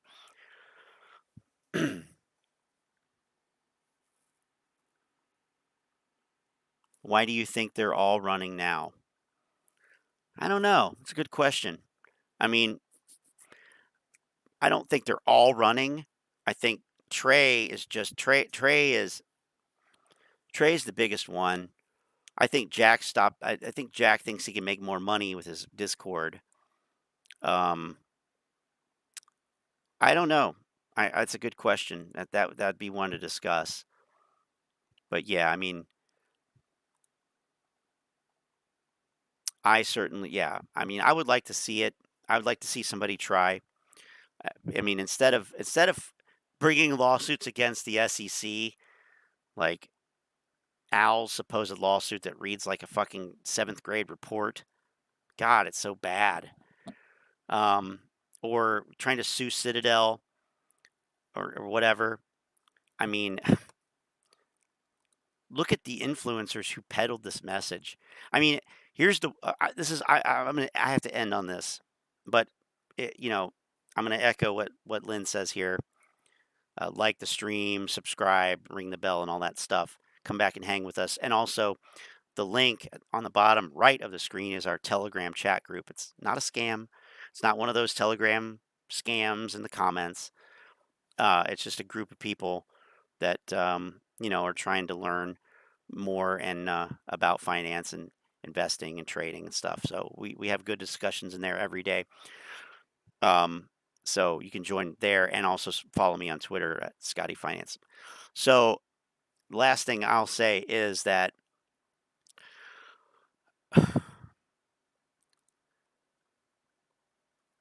the apes are looking everywhere for, this evidence and that evidence and all this stuff, all these catalysts, fake catalysts and everything every day, all this stuff. But the one thing that they won't entertain, the one thing that is not up for debate, not up for discussion, is the narrative itself. And that's the one thing that has the weakest foundation in all of this. So they want to look into, this or that, the bonds or the naked shorting or whoever, Credit Suisse or whatever it is, the catalyst or topic du jour that they're talking about. Or why is AMC not running? Whatever. They'll come up with all these reasons, but they can't even fathom questioning the DD, questioning the assumptions that they've made, that they based this all on. And one assumption is bad enough. One assumption is bad enough because, you haven't substantiated it with evidence. But what's worse than that, way worse than that, is using one assumption as the basis for subsequent assumptions. And that is exactly what has happened here. I mean, I can't believe this. Like, this is like a major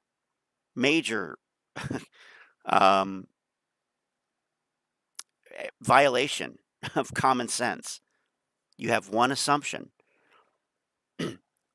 that you now take as fact, off of which you base other assumptions, which then become fact. And if you go back and look, that's exactly what has happened here.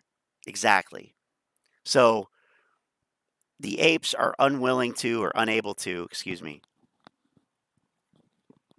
They're unable to or unwilling to question those elements. That's what they need to be doing.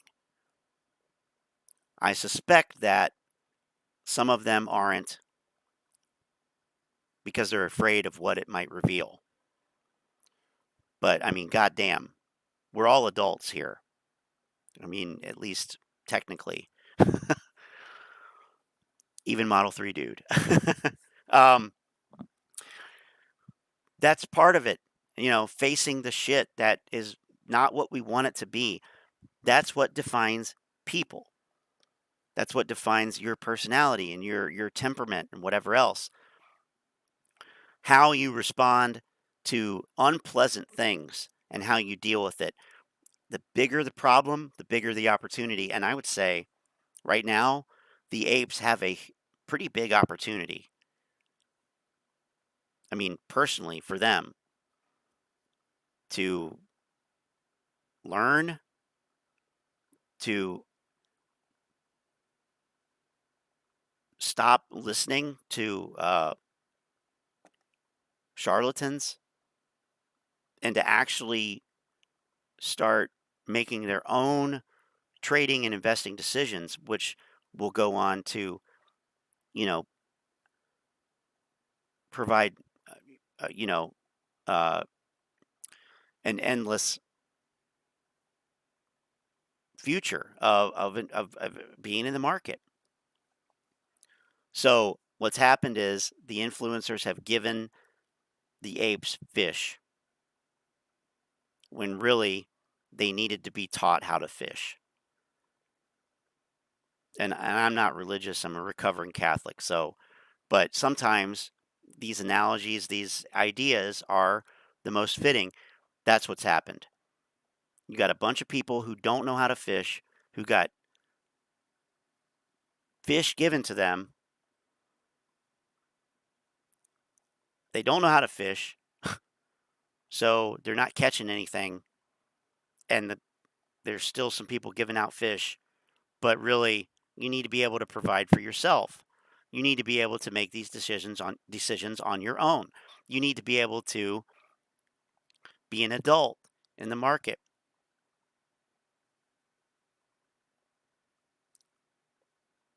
That's not what I'm trying to do here. I'm not trying to teach the apes how to fish. Let me just be clear. But I've learned a lot from paying attention to people who knew more than I did about things, and pretty much in every area. So what I'm saying is they could learn a lot if they wanted to. They could, even though that's not the actual stated purpose here. But that's up to them. Doesn't matter to me either way. Doesn't. But I don't want to see anybody get wrecked in the market either. Mainly, I don't want to see these assholes continue to influence people to make terrible decisions and not think for themselves. Even worse, the fish they've been given are fake sushi bar fish. Ew, gross. Nothing worse than that. So, I want to expose these grifters. That's what I've been doing. That's what I'll continue to do until this thing is over. And then who knows? But I don't see it stop. I don't see it ending anytime soon. I think we got at least another season here. And who knows? We could take some turns. There could be some plot twists. We could have some more people get killed off, figuratively speaking. We'll be here to document it. But, you know, there's a lot to learn. There's a lot for everybody to learn.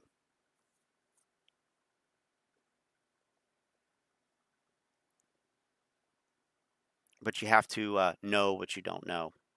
And the apes don't know what they don't know. That's the worst position to be in. Not knowing what you don't know, that's how you get people like this. That's how you get people like this. They don't know, or they don't care, or they know and they don't care. That's even worse.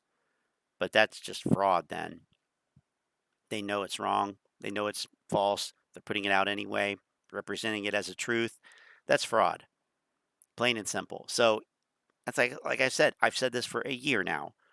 They're either guilty of fraud if they know what they're putting out is wrong and they're doing it anyway to make money, that's fraud.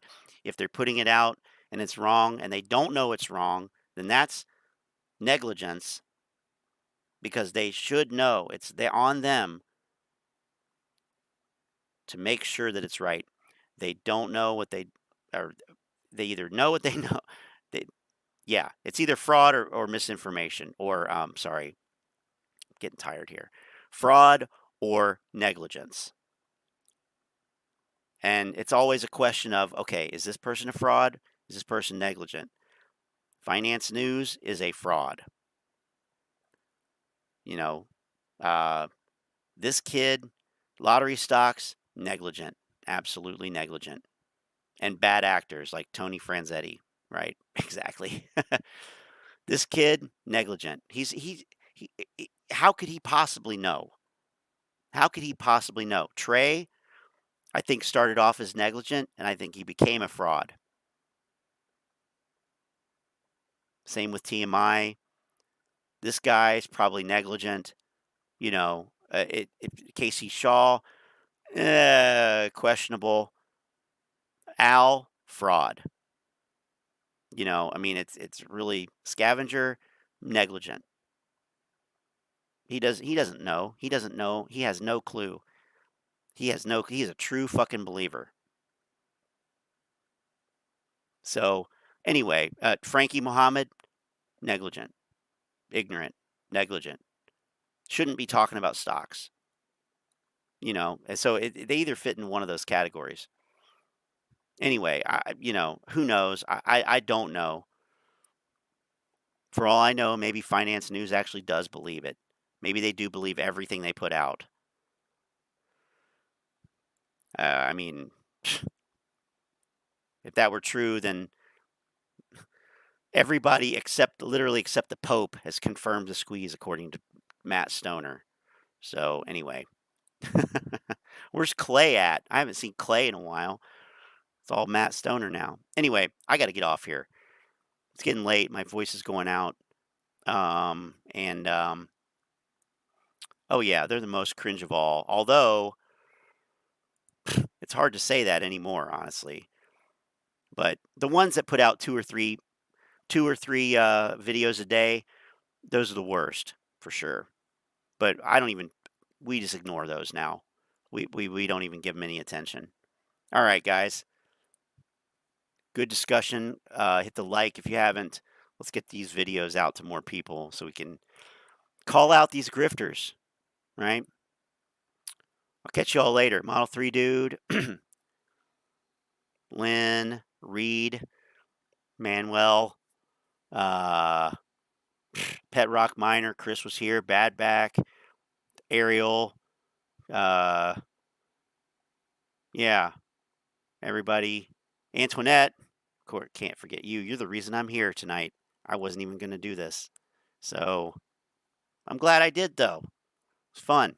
It's always fun. Have a good night, guys. I'll catch you later this week for some more fun, and we'll see what's going on with the AMC grift and the market in general. Until then, have a good one. See ya.